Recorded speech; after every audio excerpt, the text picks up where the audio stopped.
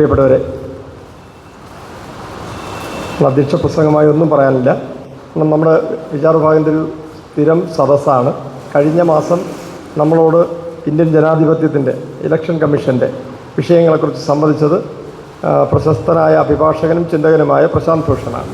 അതിന് മുന്നിലത്തെ മാസം നമ്മുടെ വേദിയിൽ വന്നിരുന്നത് മഹാത്മാഗാന്ധിയും ശ്രീനാരായണ ഗുരുദേവനും തമ്മിലുള്ള സംവാദത്തിൻ്റെ 100ാം വാർഷികത്തെക്കുറിച്ച്, അതിൻ്റെ പ്രാധാന്യത്തെക്കുറിച്ച് വിശദീകരിച്ചുകൊണ്ട് കൽപ്പറ്റ നാരായണ സാറാണ്.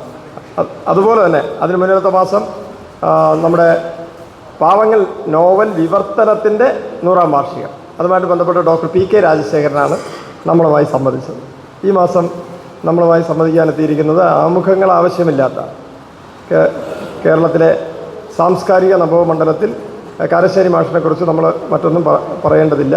കാരശ്ശേരി മാഷാണ് നമ്മളോട് സംസാരിക്കുന്നത്. നെഹ്റുവും ജനാധിപത്യവും എന്നുള്ളതാണ് വിഷയം. ജനാധിപത്യം ഏറ്റവും അധികം ആസൂത്രിതമായി കനത്ത വെല്ലുവിളി നേരിടുന്ന ഒരു കാലയളവാണിത്. ഈ ജനാധിപത്യത്തെ, ഇന്ത്യയുടെ ഏറ്റവും വലിയ അമൂല്യമായ സമ്പത്ത് എന്ന് പറയുന്നത് നെഹ്റുവിൻ്റെ സർക്കാർ സ്വാതന്ത്ര്യ സമരാനന്തരം ഈ രാജ്യത്തിന് സംഭാവനയായി നൽകിയതാണ് ജനാധിപത്യം. ആ ജനാധിപത്യത്തെ എപ്രകാരമൊക്കെയാണ് ആസൂത്രിതമായി അട്ടിമറിക്കപ്പെടുന്നത് എന്നുള്ളതിൻ്റെ നിശബ്ദ സാക്ഷികളാണ് കഴിഞ്ഞ കുറേ കാലങ്ങളായി നമ്മൾ ഭാരതീയർ.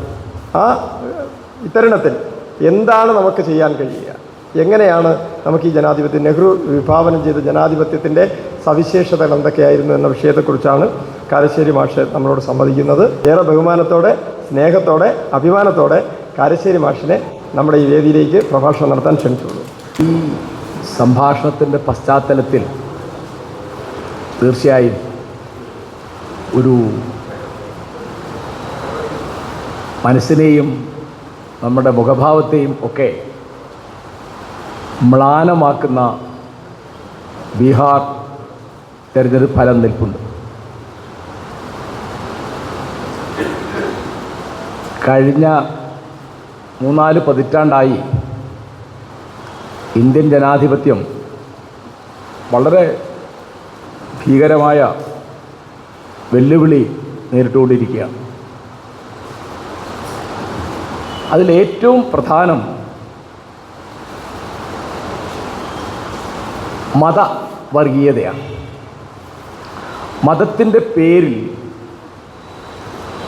വൈകാരികത ഉൽപ്പാദിപ്പിച്ച് അധികാരം നേടുവാനും നേടിയ അധികാരം നിലനിർത്തുവാനും സാധിക്കും എന്നത് ഇന്ത്യൻ രാഷ്ട്രീയം പഠിച്ച കെട്ട പാഠങ്ങളിലൊന്നാണ്. ഈ സമയത്ത് നമുക്ക് അത്യാവശ്യമുള്ള 2 പേരാണ്, ഒന്ന് ഗാന്ധി, വേറെ ഒന്ന് നെഹ്റു. ഈ 2 പേർക്കും അഗാധമായി അറിയാമായിരുന്ന ഒരു കാര്യം, നമ്മുടെ ജനാധിപത്യം നിലനിൽക്കണമെങ്കിൽ മതേതരത്വം നിലനിൽക്കണം എന്നതാണ്. അത് വളരെ നേരത്തെ ഗാന്ധിക്കറിയാം. അദ്ദേഹം ആദ്യമായി സംസാരിക്കുന്നത്, ഒരു പൊതുയോഗത്തിൽ പ്രസംഗിക്കുന്നത് 1893 സൗത്ത് ആഫ്രിക്കയിലാണ്. ആ യോഗം വിളിച്ചപ്പോൾ അദ്ദേഹം പ്രസംഗിച്ച് പഠിക്കുകയാണ്. തുടങ്ങിയത്, നമ്മളിവിടെ പല ഭാഷക്കാരുണ്ട്, ഹിന്ദിക്കാരുണ്ട്, ഗുജറാത്തികളുണ്ട്, മറാഠികളുണ്ട്, തമിഴന്മാരുണ്ട്, പല മതക്കാരുണ്ട്, ഹിന്ദുക്കളുണ്ട്, മുസ്ലിങ്ങളുണ്ട്, ക്രിസ്ത്യാനികളുണ്ട്, പാർസികളുണ്ട്. പക്ഷേ നമ്മളെല്ലാം ഇവിടെ ഒരുമിച്ച് കൂടിയത് ഇന്ത്യക്കാർ എന്ന നിലക്കാണ് എന്ന് പറഞ്ഞുകൊണ്ട്. കാരണം സൗത്ത് ആഫ്രിക്കയിൽ കുടിയേറ്റക്കാരായ ഇന്ത്യക്കാർ നേരിട്ട പലതരത്തിലുള്ള വിഷമതകൾക്കെതിരായിട്ടാണ് ഗാന്ധിയുടെ സമരജീവിതം. അദ്ദേഹം 1915 മടങ്ങിയെത്തി. 22 കൊല്ലം അവിടെ സൗത്ത് ആഫ്രിക്കയിൽ ജോലി ചെയ്തു. ഇവിടെ വന്നിട്ട് വരാൻ പോകുന്ന പ്രധാനപ്പെട്ട ഒരു പ്രശ്നമായിട്ട് എന്നും അദ്ദേഹത്തിന് ഉള്ളിലുണ്ടായിരുന്നത് ഈ മത സൗഹാർദ്ദം എന്ന് അന്ന് പറയും, നമ്മളിപ്പോൾ ഉപയോഗിക്കുന്നൊരു വാക്കാണ് മതേതരത്വം. കാരണം അന്ന് നമുക്ക് അധികാരമില്ല, അന്ന് നമ്മൾ അടിമരാജ്യമാണ്, കോളനിയാണ്. ഈ തിരിച്ചറിവ് അദ്ദേഹത്തിൻ്റെ ശിഷ്യനായ നെഹ്റുവിനും ഉണ്ടായിരുന്നു. അപ്പോൾ ഈ ഗുരുശിഷ്യന്മാർ തമ്മിൽ വലിയ വ്യത്യാസം. കൈനിക്കര കുമാരപിള്ള അദ്ദേഹത്തിൻ്റെ ഒരു പ്രബന്ധത്തിൽ പറയുന്നത് ഇത്രയധികം വ്യത്യാസങ്ങൾ ഉള്ള ഗുരുശിഷ്യന്മാരെ വേറെ ചരിത്രത്തിൽ കാണുകയില്ല. അനവധി കാര്യങ്ങൾ, അനവധി രംഗങ്ങളിൽ വളരെ അഭിപ്രായ വ്യത്യാസമാണ്. പക്ഷേ നെഹ്റു എന്താണ് എന്ന് ഗാന്ധിജിക്കും, ഗാന്ധിജി എന്താണ് എന്ന് നെഹ്റുവിനും കൃത്യമായി അറിയാമായിരുന്നുകൊണ്ട് അവർ ഒന്നിച്ചു പോയി. അപ്പോൾ 17 കൊല്ലം തുടർച്ചയായിട്ട് നെഹ്റു ഇന്ത്യ ഭരിച്ചു. അതിൽ അന്ന് അദ്ദേഹം പാലിച്ച പ്രധാനപ്പെട്ട ഒരു കാര്യം ഈ മതപൗരോഹിത്യത്തെ, മതസാമുദായികതയെ, മതവികാരത്തെ തൻ്റെ ഭരണത്തിൻ്റെ 7 അയലത്ത് അടുപ്പിച്ചില്ല എന്നുള്ളതാണ്. അതിന്ന് അത്ഭുതമായിട്ട് തോന്നും. വിശ്വാസികൾ, ഇത്രയധികം ഭക്തന്മാർ, ഇത്രയധികം അന്ധവിശ്വാസികൾ കോടിക്കണക്കിന് ഉള്ള ഒരു രാജ്യത്ത് എപ്പോഴും അദ്ദേഹം വിജയിക്കുകയും അവരുടെ വലിയ ഒരു നേതാവായിട്ട് കൊണ്ടാടപ്പെടുന്ന ഒരു വലിയ സെലിബ്രിറ്റി ആയിട്ട് ജീവിക്കുകയും മരിക്കുകയും ചെയ്തു. ഈ സഭയിലെ ചെറുപ്പക്കാർക്ക് അത്ഭുതം തോന്നും. 1964 ഞാൻ 7ാം ക്ലാസ്സിൽ പഠിക്കുമ്പോഴാണ് നെഹ്റു മരിക്കുന്നത്. അന്നുണ്ടായ സംഭവം, ഞങ്ങളുടെ UP സ്കൂളിലെ മിക്ക അധ്യാപകരും മിക്ക വിദ്യാർത്ഥികളും അസംബ്ലി വിളിച്ച് മാഷ കാര്യം പറയുമ്പോൾ എല്ലാവരും കരയും. നെഹ്റു പലപ്പോഴും പറഞ്ഞൊരു കാര്യം, ഞാൻ ഈ രാജ്യത്തെ സ്നേഹിച്ചു, ഞാൻ അർഹിക്കുന്നതിൽ എത്രയോ കൂടുതൽ സ്നേഹം എനിക്ക് തിരിച്ചു കിട്ടിയത്. അങ്ങനൊരു കാര്യം ഉണ്ടായി.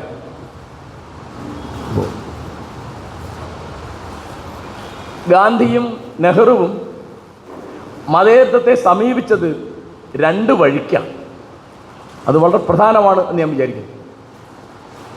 ഗാന്ധിജി എല്ലാ മതങ്ങളെയും കഴിയുന്നത്ര ഒപ്പം നിർത്തി, നെഹ്റു എല്ലാ മതങ്ങളെയും അകറ്റി നിർത്തി. അത് വലിയ വ്യത്യാസം. കാരണം ഗാന്ധിജിയുടെ സർവമത പ്രാർത്ഥന വരാൻ പോകുന്ന ഇന്ത്യയുടെ ഒരു ചെറിയ മാതൃകയാണ്. അദ്ദേഹം ഗീത വായിക്കുന്നു, ബൈബിള് വായിക്കുന്നു, ഖുറാൻ വായിക്കുന്നു. ആദ്യകാലത്ത് മുസ്ലിങ്ങളെതിരാണ്, ഖുറാൻ അങ്ങനെ വായിക്കാൻ പാടില്ല. ഖുറാൻ വായിക്കുന്നതിന് മുസ്ലിങ്ങളെതിരാണ്, ഹിന്ദുക്കളെതിരാണ്. പിന്നെ അദ്ദേഹം അത്തരം എതിർപ്പൊക്കെ വകവയ്ക്കാത്ത ആളാണ്. നെഹ്റു ആണെങ്കിൽ ഇതിനെയൊക്കെ മാറ്റി നിർത്തുക. കാരണം നെഹ്റുവിൻ്റെ ജനാധിപത്യത്തിൽ വളരെ പ്രധാനപ്പെട്ട ഒരു കാര്യം ഉണ്ടായിരുന്നത് ശാസ്ത്രീയ ബോധമാണ്, കാര്യകാരണ ചിന്തയാണ്, ആധുനികതയാണ്, പരിഷ്കാരമാണ്. മതത്തെപ്പറ്റി സംസാരിക്കുന്നത് നെഹ്റു സംസാരിക്കുന്ന അപൂർവമാണ്. അദ്ദേഹം സംസാരിക്കുമ്പോൾ മിക്ക സമയത്തും ആത്മകഥയിലാണെങ്കിലും മറ്റു രംഗങ്ങളാണെങ്കിലും ഉദ്ധരിക്കുന്ന ഒരാൾ ബുദ്ധനാണ്. അപ്പോൾ നമ്മൾ ഓർമ്മിക്കേണ്ടതാണ്, 2500 കൊല്ലം മുമ്പ് കാര്യകാരണ ബന്ധത്തെപ്പറ്റി ഒരുപക്ഷെ ലോകത്താദ്യമായി ഇത്തരം സമ്മേളനങ്ങൾ സംസാരിക്കുന്ന ഒരു ആത്മീയ പുരുഷൻ്റെ പേര് ബുദ്ധൻ എന്നാണ്. ഈ ആത്മീയത എന്ന് പറയുന്നത് വളരെ അപകടം പിടിച്ച ഒരു വാക്കാണ്. കാരണം സത്യം പറഞ്ഞാൽ മതവുമായിട്ടോ ദൈവമായിട്ടോ അതിനൊരു ബന്ധവും ആവശ്യമില്ല, ബന്ധമില്ല. നിസ്വാർത്ഥമായിട്ട് അന്യന് വേണ്ടി, അവനവന് വേണ്ടി എന്നതിലധികം അന്യന് വേണ്ടി ജീവിക്കുന്ന ഒന്നിനെയാണ് ആത്മീയത എന്ന് പറയുക. അതിപ്പോൾ മാർസിൻ്റെ ജീവിതം, അദ്ദേഹത്തിന് വലിയ സമ്പന്നമായൊരു കുടുംബത്തിൽ പിറന്നാണ് മാർസ്. ഒരു വലിയ അഡ്വക്കേറ്റിൻ്റെ മകനാണ്. അദ്ദേഹത്തിന് വലിയ പരീക്ഷകൾ പാസ്സായ ആളാണ്. എക്കണോമിക്സിൽ PhD ആണ്. അപ്പോൾ ഒരു ജോലിക്ക് പോയിരുന്നെങ്കിൽ അദ്ദേഹത്തിന് പട്ടിണി കൂടാതെ ജീവിക്കാമായിരുന്നു. ലണ്ടനിൽ അദ്ദേഹം ജീവിക്കുന്നത് മിക്കവാറും പട്ടിണിയാണ്. വലിയൊരു കോടീശ്വരൻ്റെ മകളാണ് ജെന്നി മാർസ്, അദ്ദേഹത്തിൻ്റെ 7 കൊല്ലത്തെ കാമുകി, പിന്നെ ഭാര്യ, പിന്നെ അദ്ദേഹത്തിൻ്റെ മക്കളുടെ അമ്മ. അപ്പോൾ അവരൊക്കെ വളരെ കഷ്ടപ്പെട്ട്, എംഗൽസിന് മാഞ്ചസ്റ്ററിൽ ബിസിനസ് ഉണ്ടായിരുന്നുകൊണ്ടാണ് അവരുടെ കാര്യങ്ങൾ ഒരുമാതിരി നടന്നു പോയിരുന്നത്. ഞാനൊരു ചെറിയ ഉദാഹരണം പറയാം. മാർസ് അവിടെ ഉള്ളപ്പോൾ അവിടുത്തെ ഒരു പത്രത്തിൻ്റെ പത്രാധിപതി ചെന്നിട്ട് അദ്ദേഹത്തോട് പറഞ്ഞു, നിങ്ങൾ എൻ്റെ പത്രത്തിൽ വാരാന്ത പതിപ്പിൽ സ്ഥിരമായിട്ട് ഒരാഴ്ച ഒരു ലേഖനം തന്നോളൂ, ഞാൻ എൻ്റെ പ്രതിഫലം തരാം. അപ്പോൾ മാർസ് വളരെ സന്തോഷമായിട്ട് ഏറ്റു. പക്ഷെ മാർസ് ആ ലേഖനം എഴുതിയില്ല. അപ്പോൾ എംഗൽസിനെ കണ്ടപ്പോൾ ഈ പത്രാധിപതി പറഞ്ഞു, എന്താണ് നിങ്ങളുടെ സുഹൃത്ത് ലേഖനം എഴുതാം എന്ന് പറഞ്ഞിട്ട് ലേഖനം എഴുതി തന്നില്ലല്ലോ. അപ്പോൾ എംഗൽസ് എന്ന് ചോദിച്ചു, എന്താണ് മാർസ് പ്രശ്നം? പറഞ്ഞു, ഇല്ല, ഞാൻ എഴുതുന്ന ആൾക്ക് കൊടുക്കാൻ പറ്റില്ല. അയാളുടെ താല്പര്യങ്ങളൊക്കെ കുത്തക മുതലാളിമാരുടെ താല്പര്യങ്ങൾക്ക് വേണ്ടി നടക്കുന്ന ഒരു പത്രത്തിൽ ഞാൻ എഴുതിയാൽ അയാൾക്ക് കൊടുക്കാൻ പറ്റില്ല. അപ്പോൾ അയാൾ മാറ്റി വെട്ടിത്തിരുത്തിയൊക്കെ കൊടുക്കും, എനിക്കത് സഹിക്കാൻ പറ്റില്ല. അപ്പോൾ എംഗൽസ് വിവരം പറഞ്ഞപ്പോൾ മറ്റേ മുതലാളി പറഞ്ഞു, ഒരു സംശയവും വേണ്ട, മാർസ് എന്താണ് എഴുതിയത് നമ്മൾ കൊടുത്തിരിക്കും. അപ്പോൾ എംഗൽസ് ഒന്ന് പറഞ്ഞു, ശരി നോക്കാമെന്ന് പറഞ്ഞു. മാർസ് പിന്നെ എഴുതിയില്ല. പിന്നെ എംഗൽസ് ചോദിച്ചപ്പോൾ മാർസ് പറഞ്ഞു, വേണ്ട എംഗൽസ്, ഒരു 100 പൗണ്ടിന് വേണ്ടിയിട്ട് ഞാൻ ഈ തരത്തിൽ തൊഴിലാളികളുടെ താല്പര്യങ്ങൾക്ക് വിരുദ്ധമായി പ്രവർത്തിക്കുന്ന ഒരു പത്രത്തിൽ എഴുതുകയില്ല. കാരണം ഈ ലണ്ടൻ നഗരത്തിൽ ഏതാനും തൊഴിലാളികൾക്ക് എന്നെപ്പറ്റി ഒരു വിശ്വാസമുണ്ട്, അത് പോയി പോകും. അതേ എഴുതിയില്ല. പിന്നെ പലരും കേട്ടിട്ടുണ്ടാവും, അദ്ദേഹത്തിൻ്റെ മക്കൾ പട്ടിണി കൊണ്ട് മരിച്ച കഥ. അപ്പോൾ ഈ തരത്തിൽ ഒരു ആദർശത്തിന് വേണ്ടി ജീവിക്കുന്ന ഒന്നിനെയാണ് ആത്മീയത എന്ന് പറയുക. ഗാന്ധി അത് വളരെ ഭംഗിയായിട്ട് ഒരു കവി പറയും പോലെ പറഞ്ഞിട്ടുണ്ട്, അവനവൻ്റെ അപ്പം അന്വേഷിക്കുന്നത് ഭൗതികത, അന്യൻ്റെ അപ്പം അന്വേഷിക്കുന്നത് ആത്മീയത. വളരെ ലളിതമാണ്. അപ്പോൾ ആ തരം ആത്മീയത എന്ന ഒരു സംഗതിയിൽ തീർച്ചയായിട്ടും നെഹ്റുവിന് താല്പര്യമുണ്ട്. മൂല്യങ്ങൾ അദ്ദേഹത്തിന് വിശ്വാസമുണ്ട്. അഹിംസയിലും സത്യത്തിലും അദ്ദേഹത്തിന് നിഷ്ഠയായ വിശ്വാസമുണ്ട്. പക്ഷേ മതങ്ങളിൽ ഇല്ല. അപ്പം നെഹ്റുവിൻ്റെ മതം എന്താണെന്ന് ചോദിച്ചാൽ നമുക്ക് പറയാവുന്ന ഒരു കാര്യം, അദ്ദേഹം അജ്ഞേയതാവാദിയാണ്, അഗ്നോസ്റ്റിക് എന്ന് ഇംഗ്ലീഷ് പറയും. അങ്ങനെ ലോകത്ത് ആളുകൾ 3 തരത്തിലാണ്. ദൈവമുണ്ട് എന്ന് വിചാരിക്കുന്നവർ ആസ്തികവാദികൾ, അവരെയാണ് നമ്മൾ തീയിസ്റ്റ് എന്ന് പറയുന്നത്. വേറെ കോടിക്കണക്കിനാണ് അവർ. പിന്നെ കുറേ ലക്ഷം ആളുകൾ നാസ്തികന്മാർ, അവരെയാണ് നമ്മൾ എത്തീയിസ്റ്റ് എന്ന് പറയുന്നത്. പിന്നെ ന്യൂനപക്ഷം ആളുകൾ ദൈവം ഉണ്ടോ ഇല്ലേ എന്നറിഞ്ഞുകൂടാ എന്ന് പറയുന്ന കൂട്ടർ, അവരെയാണ് അജ്ഞേയതാവാദികൾ, അല്ലെ സന്ദേഹവാദികൾ, അല്ലെങ്കിൽ അഗ്നോസ്റ്റിക് എന്ന് പറയും. എപ്പോഴും ബുദ്ധനോട് ചോദിച്ചു ദൈവമുണ്ടോന്ന്, അദ്ദേഹം പറഞ്ഞു എനിക്ക് അറിഞ്ഞുകൂടാ. വേറെ ഒരു സമയത്ത് ചോദിച്ചു, അവ പറഞ്ഞു നിങ്ങൾ ഈ പറയുന്ന തരത്തിൽ സർവശക്തനും സർവവ്യാപിയും സർവജ്ഞനും ആയിട്ട് ഒരു ഈശ്വരനുണ്ടെങ്കിൽ അത് എൻ്റെ ഈ ചെറിയ തലയിൽ കൊള്ളുകയില്ല. അപ്പം അദ്ദേഹം പറഞ്ഞത് ഞാൻ അതിനെപ്പറ്റി ആലോചിക്കുന്നില്ല. ആ വാക്യം വളരെ പ്രസിദ്ധമാണ്. ദൈവത്തിൻ്റെ നിഗൂഢതയെ പറ്റിയല്ല എൻ്റെ ആധി, മനുഷ്യൻ്റെ ദുരിതങ്ങളെ പറ്റിയാണെന്ന്. I am not worried about the mystery of God, I am worried about the miseries of man. ഒരിക്കൽ കസ്തൂർബ നെഹ്റുവിനോട് പറഞ്ഞു, ദൈവം നിങ്ങളെ അനുഗ്രഹിക്കട്ടെ, യാത്ര പറഞ്ഞു പോരുക. അപ്പോൾ നെഹ്റു പറഞ്ഞു, ദൈവം ഉണ്ടെങ്കിൽ അദ്ദേഹം ഉറക്കത്തിലായിരിക്കും. അപ്പോൾ അത് കേട്ട് ഗാന്ധി പറഞ്ഞു, ഏത് ഭക്തനേക്കാളും ദൈവത്തിൻ്റെ മുമ്പിൽ നിൽക്കുന്നത് ജവഹർലാലാണ്. സഹോദരൻ അയ്യപ്പൻ മാഷ് ജാതി വേണ്ട, മതം വേണ്ട, ദൈവം വേണ്ട മനുഷ്യന് എന്ന് പറഞ്ഞപ്പോൾ ചില ശിഷ്യന്മാർ ഇന്ന് പരാതി പറഞ്ഞു നാരായണ ഗുരുവിനോട്, സ്വാമികളൊന്ന് അയ്യപ്പൻ മാഷോട് പറയണം, എന്താണ് ഇങ്ങനെ പ്രസംഗിക്കരുത്, എന്താ അത് ജാതി വേണ്ട, മതം വേണ്ട, ദൈവം വേണ്ട മനുഷ്യന് എന്ന് അദ്ദേഹം പ്രസംഗിക്കുന്നത്. അപ്പോൾ ഗുരു പതിവ് പോലെ ഒരു ഇളംചിരിയോടുകൂടി പറഞ്ഞു, നാം പറഞ്ഞതും അയ്യപ്പൻ മാഷ് പറഞ്ഞു ഒന്ന് തന്നെയാണ്. പിന്നെ ഒരിക്കൽ പറഞ്ഞു, അയ്യപ്പൻ മാഷുടെ വാക്കിലേ ദൈവം ഇല്ലാതെയുള്ളൂ, അദ്ദേഹത്തിൻ്റെ പ്രവൃത്തിയിൽ ദൈവമുണ്ട്. അപ്പോൾ ദൈവം എന്ന് നമ്മളിന്ന് പറയുന്ന അർത്ഥത്തിലൊന്നും അല്ല നാരായണ ഗുരു ആണെങ്കിലും ഗാന്ധി ആണെങ്കിലും സംസാരിക്കുന്നത്.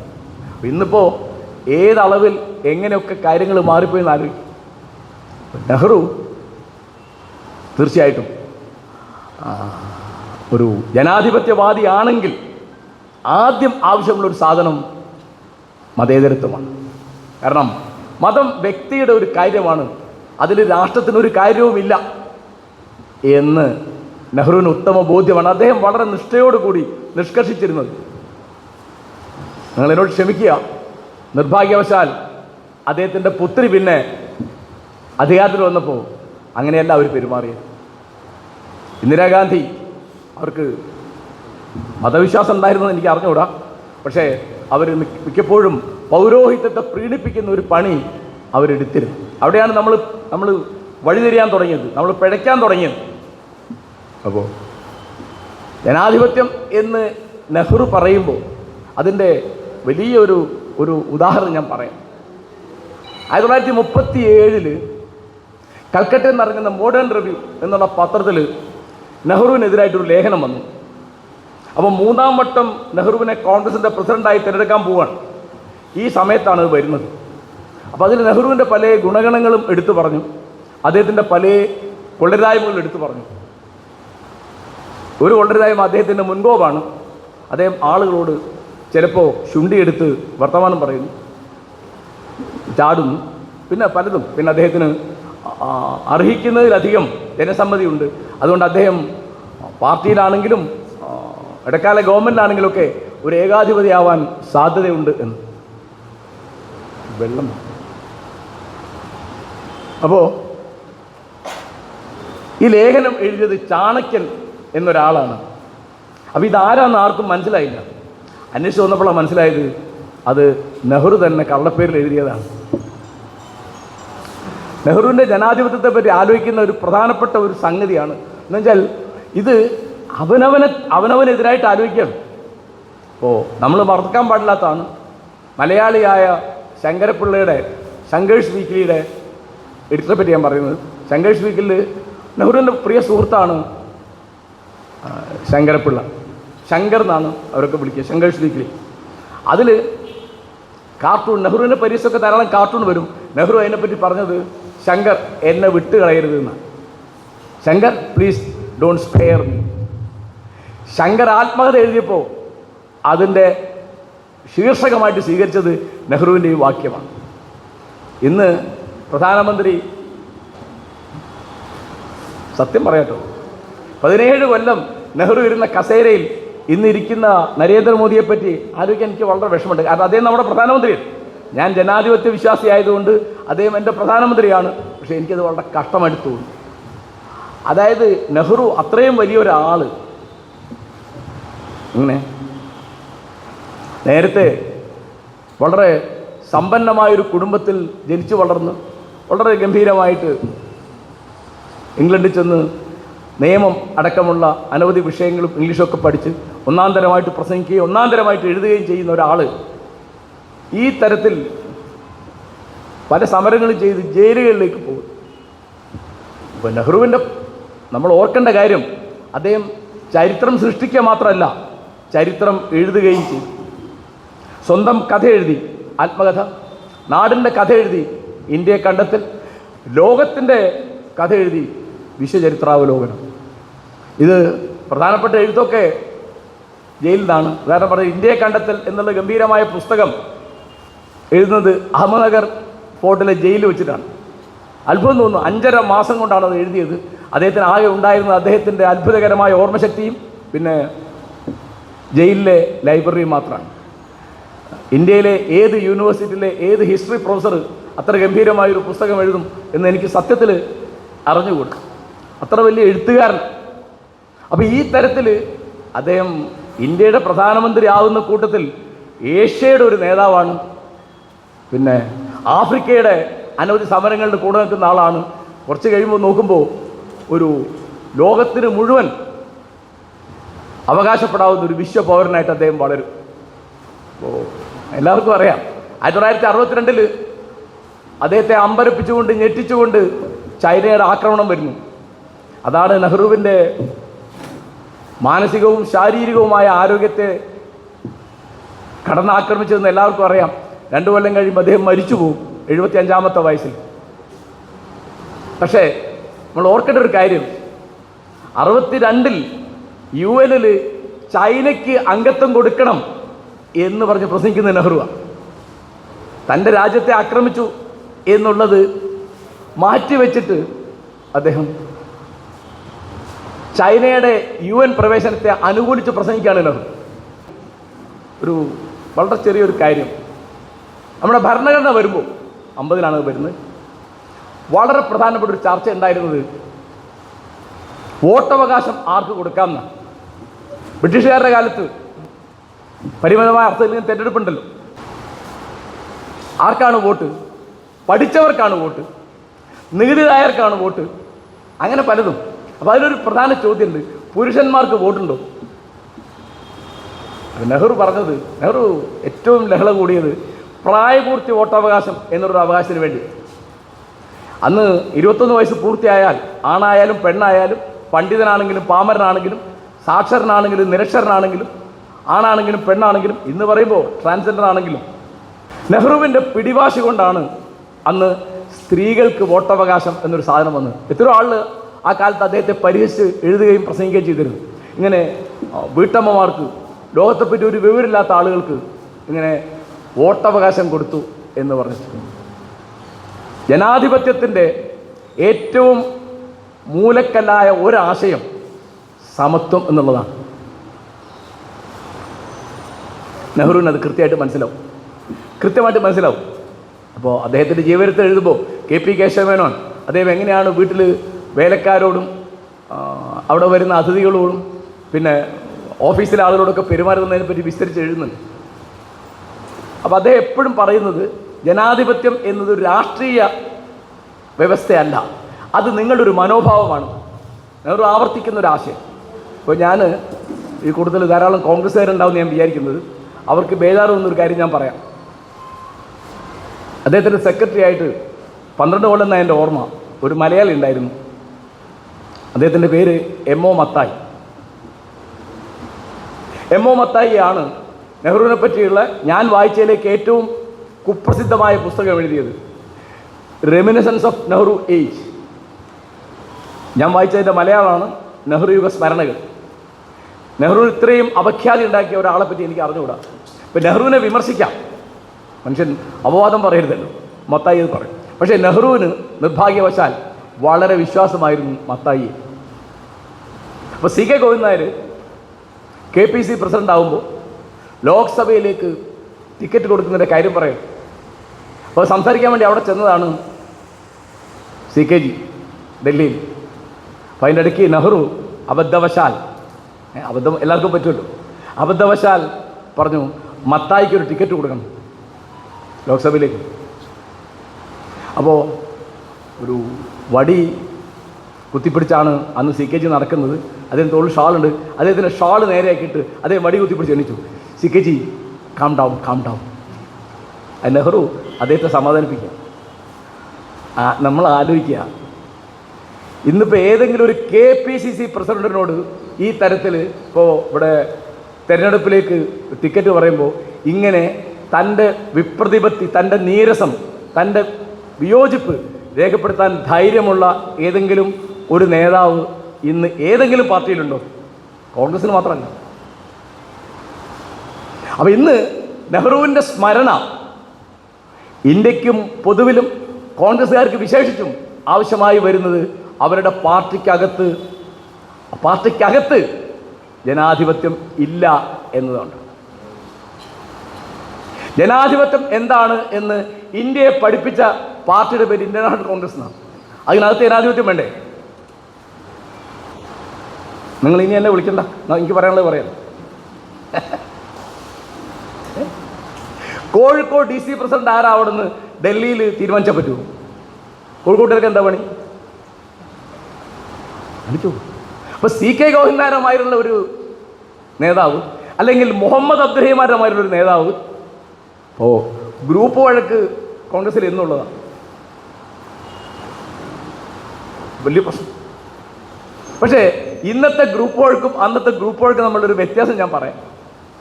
ഉദാഹരണം പറയാം. 1938 കോൺഗ്രസിൻ്റെ പ്രസിഡൻ്റായിരുന്നു നേതാജി ബോസ്. അപ്പോൾ പൊതുവെ ആളുകൾ പറയുന്നൊരു അപവാദം, ജവഹർലാൽ നെഹ്റു തൻ്റെ ശത്രുവായിട്ട് കണ്ടത് ബോസിനെയാണ്, ഗാന്ധിയുടെ ശത്രുവായിരുന്നു ബോസ്. അതിൻ്റെ ഒരു കഥ ഞാൻ പറയാം, അപ്പോൾ കാര്യം മനസ്സിലാവും. 38-ൽ നേതാജി ബോസ് പ്രസിഡന്റ് ആവുമെന്ന് സത്യത്തിൽ ഗാന്ധി പ്രതീക്ഷിച്ചില്ല. അദ്ദേഹം പ്രസിഡന്റായി. അടുത്ത തവണയും അദ്ദേഹം പ്രസിഡന്റ് ആവുമെന്ന് തോന്നിയപ്പോൾ ഗാന്ധി വിചാരിച്ചത് പറ്റില്ല. അപ്പോൾ അദ്ദേഹം എന്ത് ചെയ്തു? പട്ടാഭി സീതാരാമയ്യെ നിർത്തി. എന്നിട്ട് ഗാന്ധിയുടെ പ്രതിനിധിയാണ്, പിന്നെ സ്വന്തം ആളാണ് എന്ന് പറഞ്ഞിട്ട് തന്നെയാണ്. പട്ടാഭി തോറ്റപ്പോൾ ഗാന്ധി പതിവ് പോലെ പറഞ്ഞു, പട്ടാഭിയുടെ പരാജയം എൻ്റെ പരാജയമാണ്. എന്താ പ്രശ്നം? വേണ്ടി വന്നാൽ ഹിംസ ഉപയോഗിക്കാം എന്നൊരു നിലപാടുണ്ട് നേതാജി ബോസിന്. ആ നിലപാട് ഗാന്ധിക്ക് സമ്മതമല്ല. വേറെ പ്രശ്നമൊന്നുമില്ല എന്നുള്ളതിൻ്റെ തെളിവ് ഗാന്ധിക്ക് നമ്മളെന്ന് പറയുന്ന രാഷ്ട്രപിതാവ് എന്നുള്ള പേര് നേതാജി ബോസ് കൊടുത്തതാണ്, വേറെ വല്ലവരും കൊടുത്തതല്ലത്. അപ്പം മഹാത്മാ എന്ന് സൗത്ത് ആഫ്രിക്കയിൽ ചിലർക്ക് അദ്ദേഹത്തെ വിളിച്ചിരുന്നു. അതിന് വലിയ പ്രചാരം കിട്ടിയപ്പോഴാണ്, അത് ടാഗോർ ഉപയോഗിച്ചപ്പോഴാണ്. ടാഗോർ ചില വാക്കുകളുണ്ട്. നെഹ്റുവിനെ പറ്റി ടാഗോർ പറഞ്ഞത് ഋതുരാജൻ എന്നാണ്. കവി പറയും പോലെ പറയാം. നെഹ്റു ആണെങ്കിൽ മഹാസുന്ദരൻ, സൗന്ദര്യത്തിൻ്റെ ആരാധകൻ, എപ്പോഴും ഋതുരാജൻ എന്ന്. 42-ൽ ക്വിറ്റ് ഇന്ത്യ പ്രസ്ഥാനം നടക്കുമ്പോൾ പുറത്താണ് നേതാജി ബോസ്. അദ്ദേഹം എന്താ അവിടെ ചെയ്യുന്നത്? അദ്ദേഹം സിംഗപ്പൂരിലിരുന്ന് റേഡിയോ നടത്തും. ആ റേഡിയോയിൽ അദ്ദേഹം ലോകത്തെങ്ങുമുള്ള ഇന്ത്യക്കാരോട് പറഞ്ഞത് ഗാന്ധിയുടെ പിറകിൽ അണിനിരക്കണം എന്നാണ്. ഒരു 42-ൽ സമരത്തിൽ പങ്കെടുത്തിട്ട് ജയിലിൽ കിടക്കുമ്പോൾ കസ്തൂർബ മരിച്ചുപോയി. അവർക്ക് അദ്ദേഹം ഒരു പേര് കൊടുത്തിരുന്നു. അത് പക്ഷേ പ്രചാരത്തിൽ വന്നില്ല. അത് രാഷ്ട്രമാതാവ് എന്നാണ്. ഉണ്ടോ? അത് കഴിഞ്ഞിട്ട് INA-ക്കെതിരായിട്ട് ഇവിടെ വിചാരണ നടക്കുമ്പോൾ INA-ക്ക് വേണ്ടി കോടതിയിൽ ഹാജരാവുന്ന വക്കീൽ ജവഹർലാൽ നെഹ്റുവാണ്. അഭിപ്രായ വ്യത്യാസങ്ങൾ ഉണ്ടാവും. അഭിപ്രായ വ്യത്യാസം എന്ന് പറയുന്നത് എന്താണ്? ഇന്ന് നിങ്ങൾ കാണുന്ന ഈ അധികാരത്തിന് വേണ്ടിയുള്ള ഈ വടംവലിയല്ല. ഇപ്പോൾ മുഹമ്മദ് അബ്ദുറഹിമാൻ ഒരു ഘട്ടം കഴിഞ്ഞപ്പോൾ അബ്ദുറഹിമാൻ KPCC എക്സിക്യൂട്ടീവിലേക്ക് മത്സരിച്ചിട്ട് 6 വോട്ട് കിട്ടി അദ്ദേഹം തോറ്റു. ഒരു ഘട്ടത്തിൽ അദ്ദേഹം ഗാന്ധിക്ക് കത്തെഴുതി. എന്താണ്? ഇങ്ങനെ ഇവിടെ വലിയ പ്രശ്നമാണ്. അപ്പോൾ ഗാന്ധി മറുപടി അയച്ചു, അബ്ദുറഹിമാൻ നിങ്ങൾ ഈ പാർട്ടി പിടിച്ചെടുക്കണം, വലിയ പ്രശ്നമായി ഇവിടെ KPCC-യിൽ. ഇതാരാ കത്തയച്ചത്? അബ്ദുറഹിമാൻ പറഞ്ഞു, ഞാനാ കത്തയച്ചത്. ഇവർക്ക് അറിയില്ലായിരുന്നു. പക്ഷെ അബ്ദുറഹിമാനെ പിടിച്ചെടുത്തു. 39-ൽ അബ്ദുറഹിമാൻ പ്രസിഡന്റായി. അന്നത്തെ സെക്രട്ടറി EMS നമ്പൂതിരിപ്പാടായി. അപ്പോൾ അന്നത്തെ അഭിപ്രായ വ്യത്യാസങ്ങളൊക്കെ നിലപാടുകളുടെ കാര്യമാണ്, അല്ലാതെ അധികാരത്തിന് വേണ്ടിയോ സ്ഥാനത്തിന് വേണ്ടിയോ പദവിക്ക് വേണ്ടിയോ പണത്തിന് വേണ്ടിയോ ഉള്ള അല്ല. അപ്പോൾ അന്ന് കോൺഗ്രസ് അനേകം ആശയധാരകളുടെ ഒരു ഒരു ഒരു സമന്വയമാണ്. അങ്ങനെ ഒരു ആൾക്കൂട്ടമുണ്ട്. പലതരത്തിലുള്ള ബാലഗംഗാധര തിലകൻ, അദ്ദേഹത്തിൻ്റെ നിലപാടും ഗോഖലെയുടെ നിലപാടും തമ്മിൽ വ്യത്യാസം ഉണ്ടാവും. ഗാന്ധിയുടെ നിലപാടും തിലകൻ്റെ നിലപാടും തമ്മിൽ വ്യത്യാസം ഉണ്ടാവും. ഇപ്പോൾ ഉദാഹരണം പറഞ്ഞാൽ ദേശീയത ഉയർത്താൻ വേണ്ടിയിട്ട് ബാലഗംഗാധര തിലകൻ ഉപയോഗിച്ചത് ഗണേശോത്സവം. ഗാന്ധിയെപ്പറ്റി നമ്മൾ പറയില്ല മതം ഉപയോഗിച്ചു. ഗാന്ധി ഉപയോഗിച്ച ഒരു സാധനം ചർക്കയാണ്, വേറൊരു സാധനം ഉപ്പാണ്. അതിലൊന്നും ജാതി മതമില്ലല്ലോ. ഒരു ജാതി ഒരു മതമില്ല. ഉപ്പിനെന്താ മതം? ആർക്കാ അത് മനസ്സിലാവാത്തത്?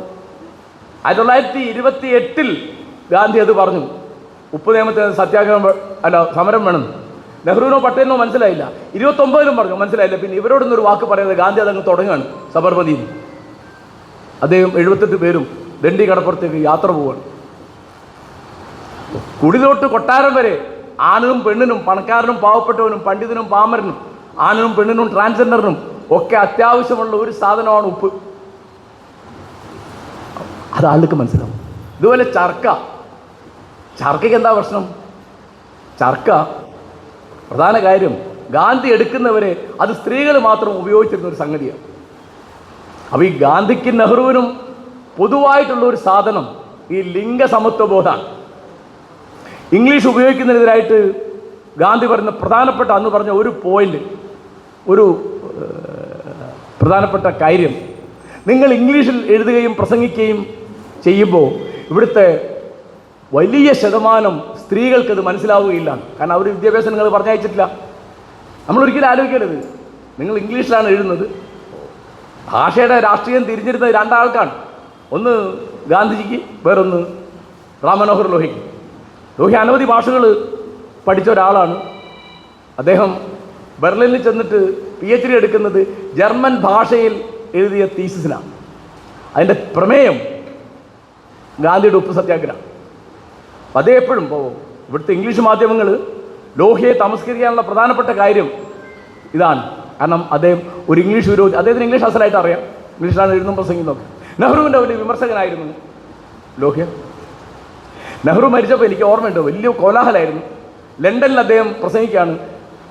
47 ശേഷം നെഹ്റു ഇന്ത്യക്ക് ചെയ്തത് വട്ടപൂജ്യമാണ് എന്ന് പറഞ്ഞു. ഭയങ്കര ബഹളമായിരുന്നു. ആ പറഞ്ഞ ശരിയല്ല എന്നാണ് എൻ്റെ അഭിപ്രായം, പക്ഷെ അദ്ദേഹം അങ്ങനെ പറഞ്ഞു. നെഹ്റു ഒരു സോഷ്യലിസ്റ്റ് ആയിരുന്നു. ജനാധിപത്യം പൂർണ്ണമാവണമെങ്കിൽ ഇവിടെ സോഷ്യലിസം വേണം എന്ന് അദ്ദേഹത്തിന് ഉത്തമ ബോധ്യമുണ്ടായിരുന്നു.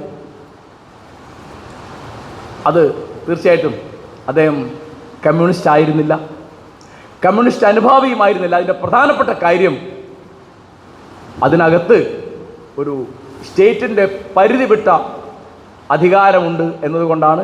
വേറൊന്ന്, അതിൽ ഹിംസ വരുന്നുള്ളതുകൊണ്ടാണ്.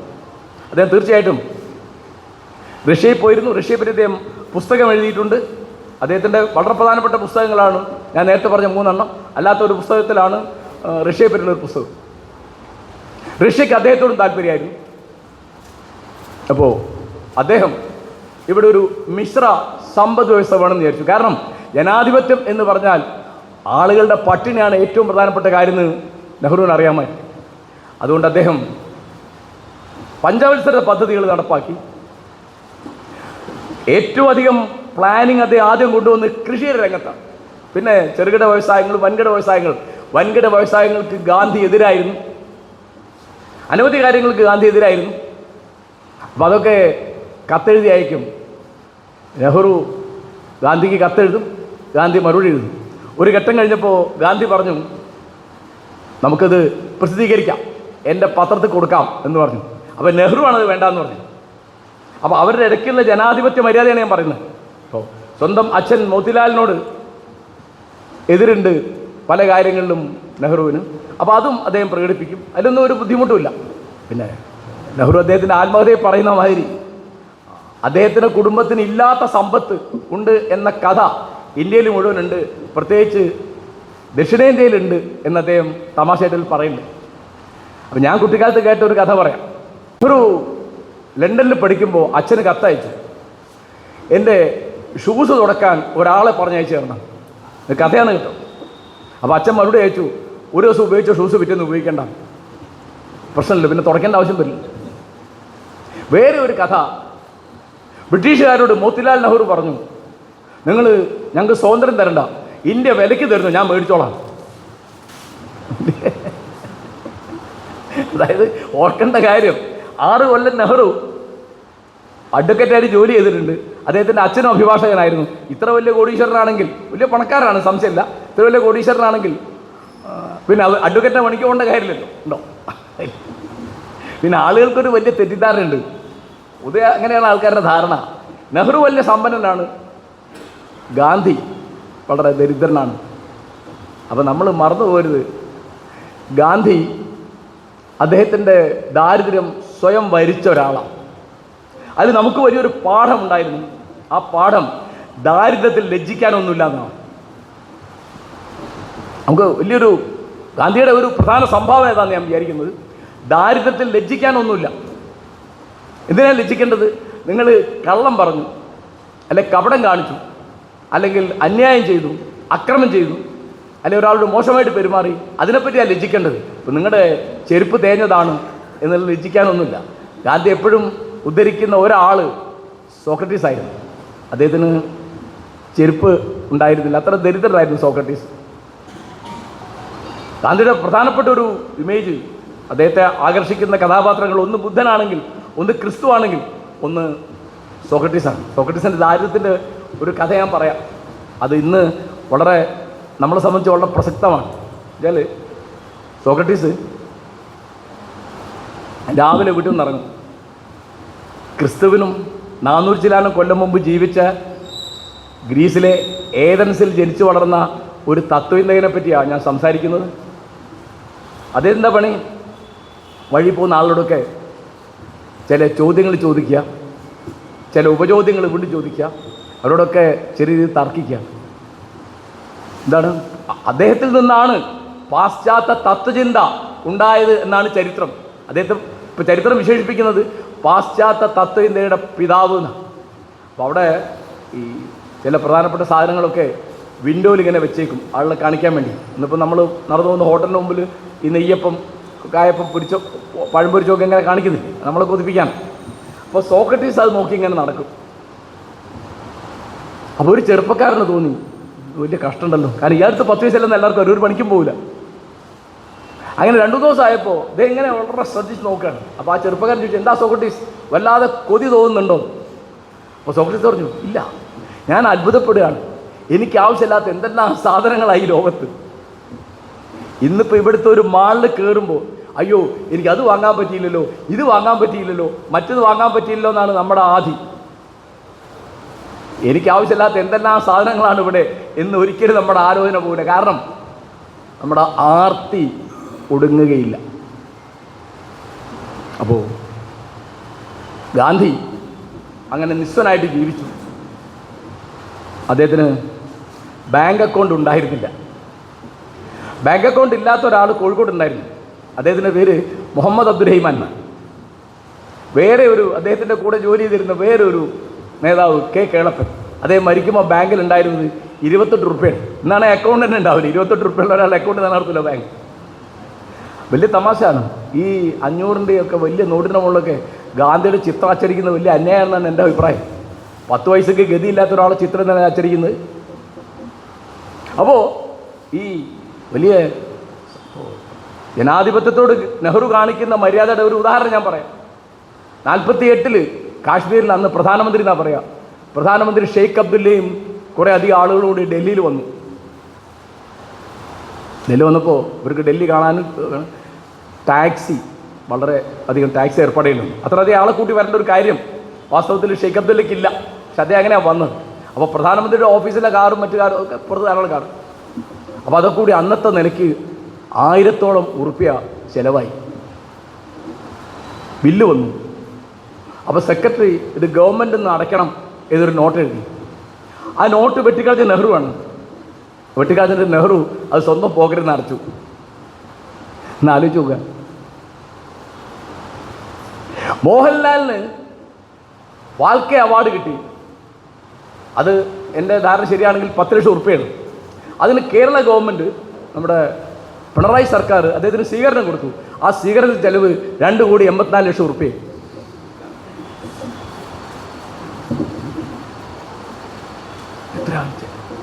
അപ്പോൾ 1948 ആ കാറിൻ്റെ 1000 ഉറുപ്പ്യ സ്വന്തം പോക്കറ്റിൽ നിന്ന് കൊടുക്കണം എന്ന് വിചാരിക്കുന്ന ഒരു പ്രധാനമന്ത്രിയുടെ ജനാധിപത്യ ബോധം അടിച്ചു. പിന്നെ നമുക്ക് ഇപ്പോൾ നമ്മൾ ഓർമ്മിക്കേണ്ടതാണ് കേട്ടോ.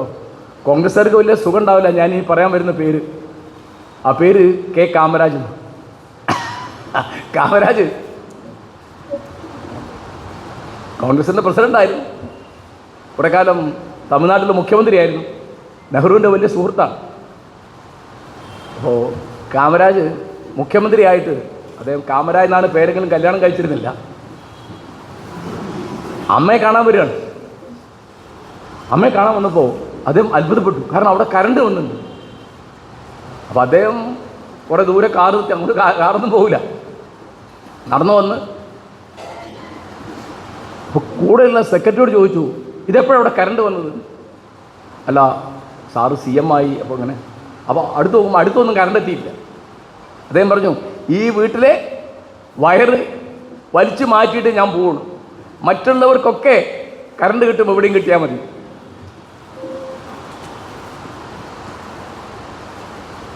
നെഹ്റു ഒരിക്കൽ തമിഴ്നാട്ടിൽ വന്നപ്പോൾ കാമരാജിൻ്റെ അമ്മയെ കാണാൻ പോയി. ആ ദാരിദ്ര്യമാണ്. അപ്പം നെഹ്റു എന്ത് ചെയ്തു? പോക്കറ്റിൽ നിന്ന് പൈസ എടുത്തിട്ട് ഒരു കറവയുള്ള പശുവിനെ വാങ്ങി അമ്മയ്ക്ക് സമ്മാനം കൊടുത്തു പോയി. ഇത് കാമരാജ് അറിഞ്ഞു. അപ്പോൾ കാമരാജ് ചോദിച്ചു, എന്താണ് അങ്ങനെ ചെയ്തത്? അപ്പോൾ നെഹ്റു ചോദിച്ചു, കാമരാജ്, ജവഹർലാൽ നെഹ്റു അദ്ദേഹം ഇന്ത്യയുടെ പ്രധാനമന്ത്രിയാണ്, അദ്ദേഹത്തിന് ശമ്പളമുണ്ട്. ആ ശമ്പളത്തിലുള്ള പൈസ കൊണ്ട് ഒരു പശുവിനെ വാങ്ങി അദ്ദേഹത്തിൻ്റെ സുഹൃത്തിൻ്റെ അമ്മയ്ക്ക് കൊടുത്തു. അതിലെന്താ അങ്ങ് ശോഭിക്കാനുള്ളത്? കാമരാജിൻ്റെ ഒരു പദ്ധതി ഉണ്ടായിരുന്നു. കോൺഗ്രസ് നേതാക്കന്മാർ അധികാരം വിട്ടൊഴിഞ്ഞ് പാർട്ടിയെയും ജനങ്ങളെയും സേവിക്കുന്ന രംഗത്തേക്ക് വരണം. അങ്ങനെ അനവധി ആളുകൾ കേന്ദ്രമന്ത്രി സ്ഥാനവും മറ്റു സ്ഥാനമൊക്കെ ഉപേക്ഷിച്ചു വന്നു. ഇന്നിപ്പോൾ അങ്ങനൊരു കാമരാജ് പദ്ധതിയായിട്ട് വന്നാൽ എന്തായിരിക്കും സ്ഥിതി? കാമരാജ് വളരെ അപകടം പിടിച്ചു വരുത്തണ. വിദ്യാഭ്യാസമൊന്നുമില്ല. നെഹ്റുവിന് എല്ലാ വിദ്യാഭ്യാസവും ഉണ്ട്. കാമരാജ് 5ാം ക്ലാസ്സിൽ 3 കൊല്ലം തോറ്റതാണ് വിദ്യാഭ്യാസം. പക്ഷേ ജനാധിപത്യ ബോധമുണ്ട് കേട്ടോ. നിങ്ങൾ ഓർമ്മിക്കുക, ജവഹർലാൽ നെഹ്റു അദ്ദേഹത്തിൻ്റെ മകളെ അധികാരത്തിൽ കൊണ്ടുവന്നിട്ടില്ല. വലിയ പ്രശ്നമാണ്. നെഹ്റു ഡൈനസ്റ്റി സ്ഥാപിച്ചു. നെഹ്റു ജീവിച്ചിരിക്കുന്ന കാലത്ത് ഒരിക്കലും പാർട്ടിയിലല്ലാതെ അധികാരത്തിൽ ഇന്ദിരാഗാന്ധി ഇല്ല. അദ്ദേഹത്തിന് ആ ഒരു സന്താനമേ ഉള്ളത് ഇന്ദിരാ പ്രിയദർശിനിയാണ്. അവർ അധികാരത്തിൽ വരുന്നപ്പോഴാണ് നെഹ്റുവിൻ്റെ കാലം കഴിഞ്ഞ് ലാൽ ബഹദൂർ ശാസ്ത്രി പ്രധാനമന്ത്രിയായപ്പോൾ വാർത്താ വിതരണ വകുപ്പ് മന്ത്രിയാക്കി ആരെ? ഇന്ദിരാഗാന്ധി. അപ്പം അന്ന് ഒരു തമാശ ഞാൻ ആലോചിക്കുന്നുണ്ട്, വാർത്താ വിതരണത്തിൽ ഏറ്റവും നല്ലത് പെണ്ണുങ്ങൾ തന്നെയാണല്ലോ. അത് കഴിഞ്ഞ് പിന്നെ അവർ പ്രധാനമന്ത്രിയാവുന്നത് കെ കാമരാജൻ്റെ ഉത്സാഹത്തിലാണ്. അന്ന് പലരും വിചാരിച്ചിരുന്നു കെ കാമരാജ് പ്രധാനമന്ത്രിയാകാൻ പോവുകയാണ്. കാമരാജ് പിന്നെ ഇതിൻ്റെ അപ്പുറത്തുള്ള ഒരാളാണ്. ഇപ്പോൾ ഒരു പറഞ്ഞു, അല്ല ജനാധിപത്യല്ലേ? ആരൊന്ന് ചോദിച്ചവർ തോന്നി എനിക്ക് അത് തോന്നലാണ്. പോട്ടെ. അല്ല ഞാൻ വിചാരിച്ചു ബഷീർ പറയുമ്പോൾ എതിരുണ്ടോ എന്ന്. അല്ല എതിരുണ്ടാവും, അത് കുഴപ്പമില്ല. ജവഹർലാൽ നെഹ്റു നമ്മളോട് പറഞ്ഞൊരു കാര്യം, അദ്ദേഹം ഭക്താനങ്കൽ എന്ന് പറയുന്ന അണക്കെട്ട് ഉദ്ഘാടനം ചെയ്തിട്ട് പറഞ്ഞൊരു കാര്യം, ഇനി നമ്മുടെ നാട്ടിലെ തീർത്ഥാടന കേന്ദ്രങ്ങളാകാൻ പോകുന്നത് ഇത്തരം അണക്കെട്ടുകളാണ് എന്ന്. അദ്ദേഹവും അദ്ദേഹത്തിൻ്റെ പാർട്ടിയിലെ സഹപ്രവർത്തകൻ, പലപ്പോഴും അദ്ദേഹത്തിൻ്റെ വിമർശകൻ ആയിരുന്ന സർദാർ വല്ലഭായ് പട്ടേലുമായിട്ടുള്ള ഒരു അഭിപ്രായ വ്യത്യാസം വലിയ പ്രശ്നമായി. അപ്പോൾ ഗുജറാത്തിൽ ക്ഷേത്രത്തിൻ്റെ പേര് പെട്ടെന്ന് വാരി വരുന്നില്ലല്ലോ, സോമനാഥ ക്ഷേത്രം, അത് പുതുക്കി പണിയണം എന്ന് ഒരാവശ്യം വന്നു ഗവൺമെൻറ് വന്ന ഉടനെ. അപ്പം നെഹ്റു പറഞ്ഞു അതൊന്നും ഗവൺമെൻറ്റിൻ്റെ ആലോചനാ വിഷയമേ അല്ല, ഇതൊന്നും ഗവൺമെൻറ്റിൻ്റെ ആലോചനാ വിഷയമല്ല. ഏതെങ്കിലും ക്ഷേത്രം എവിടെയെങ്കിലും പൊളിയെ ജീർണിക്കുകയൊക്കെ ഉണ്ടാവും, അതൊന്നും നമ്മുടെ വിഷയമല്ല. ഗാന്ധി ഉണ്ടെന്ന് അദ്ദേഹത്തോട് ചോദിച്ചു. ഗാന്ധി പറഞ്ഞു തീർച്ചയായിട്ടും ക്ഷേത്രം പുനരുദ്ധാരണം വേണം, പക്ഷേ അത് ഗവൺമെൻറ്റിൻ്റെ പണിയല്ല, അത് ഹിന്ദുമത വിശ്വാസികൾ ഭക്തന്മാർ പണം എടുത്ത് അധ്വാനിച്ച് സോമനാഥ ക്ഷേത്രം പുതുക്കി പണിയട്ടെ, അല്ലാതെ ഗവൺമെൻറ്റിൻ്റെ പണിയല്ല എന്ന് ഗാന്ധിയും പറഞ്ഞു. പട്ടേൽ ഉപമുഖ്യമന്ത്രിയാണ്, ആഭ്യന്തരമന്ത്രിയാണ്, പിന്നെ എല്ലാവർക്കും അറിയുന്ന അവർ വളരെ ശക്തനാണ്. അദ്ദേഹം അത് പുതുക്കി പണിയാൻ ഏർപ്പാടാക്കി. എന്നിട്ട് അതിൻ്റെ ഉദ്ഘാടനത്തിന് അന്നത്തെ പ്രസിഡന്റ് ഡോക്ടർ രാജേന്ദ്ര പ്രസാദിനെ ക്ഷണിച്ചു. അപ്പം നെഹ്റു പ്രസിഡന്റിനോട് പറഞ്ഞു രാജേന്ദ്ര പ്രസാദ് എന്ന വ്യക്തിക്ക് അതിന് പോവാം, പക്ഷേ മതേതര ഇന്ത്യയുടെ പ്രസിഡന്റിന് ഒരു ക്ഷേത്രത്തിൻ്റെ ഉദ്ഘാടനത്തിൽ പങ്കെടുക്കാൻ പാടില്ല എന്ന് പറഞ്ഞു. രാജേന്ദ്ര പ്രസാദ് പോയി. അപ്പോൾ ആലോചിക്കുക, രാമക്ഷേത്രം പുതുക്കി പണിതിട്ട് 10 ദിവസം അവിടെ പൂജാരിയായിട്ട് അതിൻ്റെ പ്രതിഷ്ഠാകർമ്മം നടത്തിയത് നരേന്ദ്രമോദി എന്ന് പറയുന്ന നമ്മുടെ പ്രധാനമന്ത്രിയാണ്. ആ പള്ളി 92 ഡിസംബർ 6-ാം തീയതി പൊളിച്ചു, അന്യായമായിട്ട് പൊളിച്ചു. എന്നിട്ട് അവിടെ ക്ഷേത്രം പണിതു, അവിടെ ഒരു പൂജാരിയായിട്ട് ഇന്ത്യയുടെ പ്രധാനമന്ത്രി. വലിയ തമാശ. കേട്ടോ. ഞാൻ എന്നെ സമ്മതിക്കുന്ന ഒരു തോന്നൽ ഞാൻ പറയാം. ഈ നരേന്ദ്രമോദിക്ക് ലോകത്തിൻ്റെ പല ഭാഗത്തും വലിയ സ്വീകരണം കിട്ടുന്നത് എന്തുകൊണ്ടാണ് നിങ്ങൾ വിചാരിക്കുന്നത്? അദ്ദേഹത്തിൻ്റെ വ്യക്തിമഹത്വം കൊണ്ടാണോ? അദ്ദേഹത്തിൻ്റെ പ്രസംഗ വൈഭവം കൊണ്ടാണോ? അദ്ദേഹത്തിൻ്റെ സൗന്ദര്യം കൊണ്ടാണോ? അദ്ദേഹത്തിൻ്റെ നിലപാട് കൊണ്ടാണോ? ഒന്നുമല്ല. എന്താ കാരണം? 140 കോടി ജനങ്ങളുടെ ഒരു മാനേജറാണ് ഇദ്ദേഹം. ലോകത്തിലെ ഏറ്റവും വലിയ മാർക്കറ്റ് ഇവിടെയാണ്. അമേരിക്കയ്ക്കാണെങ്കിലും ഇംഗ്ലണ്ടിനാണെങ്കിലും വേറെ മറ്റു രാജ്യങ്ങൾക്കാണെങ്കിലും ഒക്കെ പല തരത്തിൽ സാധനങ്ങൾ കയറ്റി അയക്കാറുണ്ട്, പല കോൺട്രാക്റ്റ് ഒപ്പിടാറുണ്ട്, ഇതൊക്കെ ഉണ്ട്.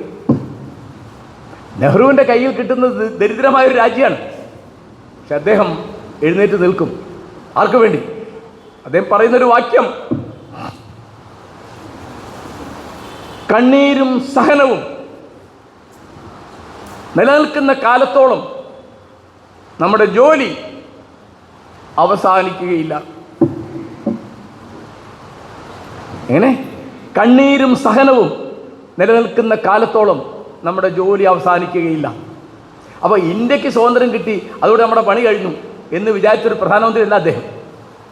അദ്ദേഹം നേർക്ക് പറഞ്ഞാൽ ഒരു ലോക നേതാവായിട്ടാണ് നിന്നത്. അപ്പോൾ നമ്മുടെ വിദേശ നയത്തിൻ്റെ ഏറ്റവും അടിയിൽ കിടക്കുന്ന എല്ലാ യോഗ്യതകൾക്കും ഉത്തരവാദി ആരാണ്?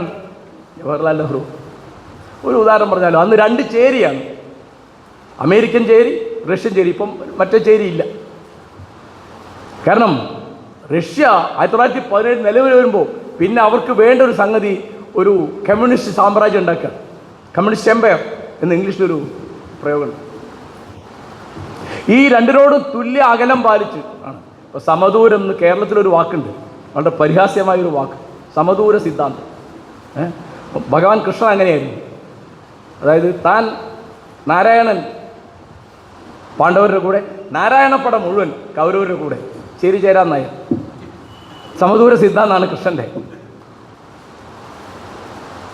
ഈ ചേരിചേരാ നയത്തിലൂടെ അദ്ദേഹം ലക്ഷ്യം വെച്ച ലോകസമാധാനം ഒരു സാധനമുണ്ട്. എനിക്ക് അത്ഭുതം തോന്നും. സമാധാനത്തിനുള്ള നോബൽ സമ്മാനം ഗാന്ധിക്ക് ഒരിക്കലും കിട്ടിയിട്ടില്ല. 1937 തൊട്ട് 5 തവണ ആ പേര് നിർദ്ദേശിക്കപ്പെട്ടു. അപ്പോഴൊക്കെ കമ്മിറ്റി പറഞ്ഞ മറുപടി, അദ്ദേഹം അവിടെ പ്രാദേശികമായി ഒരു കാര്യം ചെയ്ത ഒരാളാണ്, ലോകസമാധാനത്തിൻ്റെ നൊബേൽ സമ്മാനത്തിനൊന്നും ഗാന്ധി അർഹനല്ല എന്ന്. പിന്നെ അദ്ദേഹത്തിൻ്റെ ശിഷ്യനാണ് എന്ന ശരിക്കും ശിഷ്യനായിരുന്ന മാർട്ടിൻ ലൂതർ കിങ് ജൂനിയറിന് അത് കിട്ടി. അദ്ദേഹത്തിൻ്റെ ശിഷ്യനാണെന്ന് അവകാശപ്പെടുന്ന ഒബാമയ്ക്ക് അത് കിട്ടി. ഇപ്പോൾ ട്രംപ് പറഞ്ഞു എനിക്ക് വേണം നൊബേൽ സമ്മാനം. അല്ല, മനുഷ്യൻ ലജ്ജ എന്ന സാധനം. ഇപ്പം എന്താ സംഭവിച്ചത്? ലോകം മുഴുവൻ രാഷ്ട്രീയം എന്ന് പറയുന്നത്, ജനാധിപത്യം എന്ന് പറയുന്നത് ധനാധിപത്യമായിട്ട് മാറി. ആരാ? ട്രംപ്. അദ്ദേഹം വ്യവസായിയാണ്, വ്യാപാരിയാണ്, കാശുണ്ട്. പിന്നെ ലജ്ജ എന്ന് പറഞ്ഞ സാധനം ഇല്ല. ഇപ്പോൾ ഇന്ത്യ പാക് യുദ്ധം അവസാനിപ്പിച്ച ഞാനാണ്. ബഷീർ പറയുമല്ലോ, അത് നമ്മളാണ്. എട്ടുകാലി മമ്മൂഞ്ഞല്ലേ. എട്ടുകാലി മമ്മൂഞ്ഞ് എന്ന് പറയുന്നത് ഒരു ഷണ്ടനാണ്. ഏത് പെണ്ണിന് ഗർഭമുണ്ടെങ്കിലും അദ്ദേഹം പറയും അത് നമ്മളാണ്. പിന്നെ അത് ഗുമ്മനാണ്, അല്ലെങ്കിൽ വയറിന് അസുഖമാണെന്ന് പറഞ്ഞപ്പോൾ അദ്ദേഹം വളരെ സീരിയസ് ആയിട്ട് പറയും അവരൊക്കെ കൂടി അത് കലക്കിക്കളഞ്ഞു. എന്നാൽ അദ്ദേഹത്തിനൊരു തെറ്റും പറ്റിയിട്ടില്ല. അത് നമ്മളാണ്. ഇങ്ങനെ എന്തൊരു അമേരിക്കൻ ജനതയ്ക്ക് എന്തൊരു നാണക്കേട് നടിച്ചു. അവരുടെ അദ്ദേഹത്തിന് ഇപ്പോൾ അമേരിക്കയിൽ ഏത് നഗരത്തിൽ ചെന്നാലും പ്രധാനപ്പെട്ട നഗരങ്ങളിലും ചെറു നഗരങ്ങളിലൊക്കെ കാണാനുണ്ട് എന്ന് ഉറപ്പുള്ള സാധനം ട്രംപ് ബിൽഡിങ്ങാണ്. അദ്ദേഹം വലിയ ബിൽഡിംഗ് ഉണ്ടാക്കി വാടകയ്ക്ക് കൊടുക്കുന്ന ആളാണ്. കോടികളാണ് അതിൻ്റെ വരവ്. എന്താ കാര്യം കാശുണ്ടെങ്കിൽ അധികാരം കിട്ടും എന്നുള്ളത് തന്നെയാണ്. അത് അവിടെ മാത്രമല്ല, ഇവിടെ അങ്ങനെയാണ് കേട്ടോ. ഇന്ത്യയിലും അങ്ങനെയാണ്. നിങ്ങൾക്ക് ഓർമ്മയുള്ള ഇവിടുത്തെ MLA-മാരും MP-മാരും ആയ കൂട്ടത്തിൽ കാശുകൊണ്ട് മാത്രം അതായ ആൾക്കാരെ പറ്റി നിങ്ങൾ ഓർമ്മിക്കുക. ഇനി ഞാൻ ആ പേര് പറഞ്ഞു ഇവർക്കൊരു പ്രശ്നം ഉണ്ടാക്കണ്ട. വലിയ പ്രശ്നമാണ് ഇപ്പോൾ സംസാരിക്കുമ്പോൾ. കാരണം എവിടെയാണ് മുന്നണി, എവിടെയാണ് പാർട്ടി എന്നൊക്കെ നോക്കിയിട്ട് വേണം സംസാരിക്കാൻ. ഇപ്പോൾ നരേന്ദ്രമോദിക്കെതിരായിട്ട് അല്ലെ അദ്ദേഹത്തെ പരിഹസിച്ചിട്ട് കാർട്ടൂൺ വരച്ചതിന് ആൾ അറസ്റ്റ് വരച്ചിട്ടുണ്ട്. അദ്ദേഹം ആദ്യം അധികാരത്തിൽ വന്നപ്പോൾ കേരളത്തിലുണ്ട ഒരു കാര്യം ഞാൻ പറയാം. ഒരു കോളേജ് മാഗസിനിൽ മോദിയെ കളിയാക്കിയിട്ട് ഒരു കാർട്ടൂൺ വന്നു. സാഹചര്യവശാൽ ഒരു SFIക്കാരനായിരുന്നു അതിൻ്റെ സ്റ്റുഡൻ്റ് എഡിറ്റർ, അവിടുത്തെ ഒരു സ്റ്റാഫ് എഡിറ്ററുണ്ട്. അവർ രണ്ടുപേരെയും പോലീസ് അറസ്റ്റ് ചെയ്തു. പിന്നെ ചിത്രം വരില്ല, മോദിയൊന്നും ഇപ്പോൾ ഒരു പ്രിൻസിപ്പളും സമ്മതിക്കില്ല. പിന്നെ മോദിക്ക് അനുകൂലമോ പ്രതികൂലമായിട്ടൊന്നും കൊടുക്കേണ്ട പ്രശ്നമില്ലല്ലോ. അങ്ങനെയാണ് നിശബ്ദരാക്കാന്ന് പറയുന്ന സംഗതി. ഈ എതിരഭിപ്രായം ഞാൻ പറഞ്ഞില്ലേ, അത് കഴിയുന്നത്ര. അപ്പം നെഹ്റു നേരിട്ടൊരു വിമർശകനായിരുന്നു. അദ്ദേഹത്തിൻ്റെ പ്രിയ പുത്രി ഇന്ദിരയുടെ ഭർത്താവ് ഫിറോസ് ഗാന്ധി, അദ്ദേഹം റായ്ബറേലിയിൽ നിന്നുള്ള MP ആയിരുന്നു. അദ്ദേഹമാണ് സഭയിൽ നെഹ്റു മിനിസ്ട്രിയെ നഖശികാന്ത എതിർക്കുന്നത്. അതിലൊരു ഉദാഹരണം ഞാൻ പറയാം. ടി കൃഷ്ണമാചാരി അന്ന് ധനകാര്യ വകുപ്പ് മന്ത്രിയായി. അപ്പോൾ കേട്ടോ, മരുമകനായാൽ മന്ത്രിയാവും എന്നാണ് കേരളത്തിലെ പാഠം. ഈ മരുമകൻ നെഹ്റുവിൻ്റെ വീട്ടിൽ താമസിച്ച് അദ്ദേഹത്തിന് കൂടെ പ്രാതല് കഴിച്ച് സഭയിലേക്ക് വരികയാണ്. വന്നിട്ട് എന്താ പണി? നെഹ്റുവിൻ്റെ മിനിസ്ട്രിക്കെതിരായിട്ട് ടി കൃഷ്ണമാചാരി കാണിച്ച അഴിമതിക്കെതിരായിട്ട് പ്രസംഗിക്കുകയാണ്. അത് പിന്നെ അന്വേഷണം വന്നു, കൃഷ്ണമാചാരി രാജിവെച്ച് വീട്ടിൽ പോയി. ഞാൻ ഈ ജനാധിപത്യത്തിൻ്റെ വേറെ ഒരു കണക്ക് നമുക്ക് മലയാളികൾക്ക് പെട്ടെന്ന് മനസ്സിലാകുന്നൊരു കണക്ക് പറയാം. VK മാധവൻകുട്ടി, മിക്കവരും ആ പേര് ഓർമ്മിക്കുന്നുണ്ടാവും. പ്രസിദ്ധനായ പത്രപ്രവർത്തകൻ, മാതൃഭൂമി ഡൽഹി ലേഖകൻ. അദ്ദേഹം ആദ്യം ഡൽഹി ചെന്നപ്പോൾ, എത്രയോ കാലം അത് കോൺഗ്രസ് പത്രമാണ്, ഞാൻ അതിലൊരു പത്രപ്രവർത്തകനായിരുന്നു, അന്നും അത് കോൺഗ്രസ് പത്രമാണ്. അപ്പോൾ എന്നോട് ഇൻ്റർവ്യൂവിൽ VM നായർ ചോദിച്ചു, ഞാൻ പല കാര്യമൊക്കെ പറഞ്ഞു, നിങ്ങൾ കോൺഗ്രസ്സുകാരനല്ലേ എന്ന് ചോദിച്ചു. ഞാൻ പറഞ്ഞല്ല, എന്താണ്, ഞാനൊരു കോൺഗ്രസ് വിരുദ്ധനാണ്. എന്താ കാര്യം? ഞാൻ പറഞ്ഞു, എൻ്റെ ബാപ്പ കോൺഗ്രസ്സാണ്, ഞാൻ കോൺഗ്രസ് കുടുംബത്തിൽ വരുന്ന ആളാണ്, പക്ഷേ ഞാൻ കോൺഗ്രസ്സിനെതിരാണ്. എന്തുകൊണ്ട് എതിരാണ്? ഇന്ന കാരണം കൊണ്ട് എതിരാണ്. അപ്പോൾ ഞങ്ങളൊരു കോൺഗ്രസ് പത്രമാണല്ലോ, അതായിക്കോട്ടെ, എൻ്റെ ജോലിയാണിത്, അല്ല ഞാൻ കോൺഗ്രസ്സുകാരനല്ല. അങ്ങനെ എനിക്ക് അവിടെ ജോലി കിട്ടി. അന്നും കൂടി 76 ഞാൻ ചേരുന്നത്, അന്നും കൂടി കോൺഗ്രസ് പത്രം. അപ്പോൾ മാധവൻകുട്ടി അവിടെ ചെന്ന് പിന്നെ AKGയെ കണ്ടു.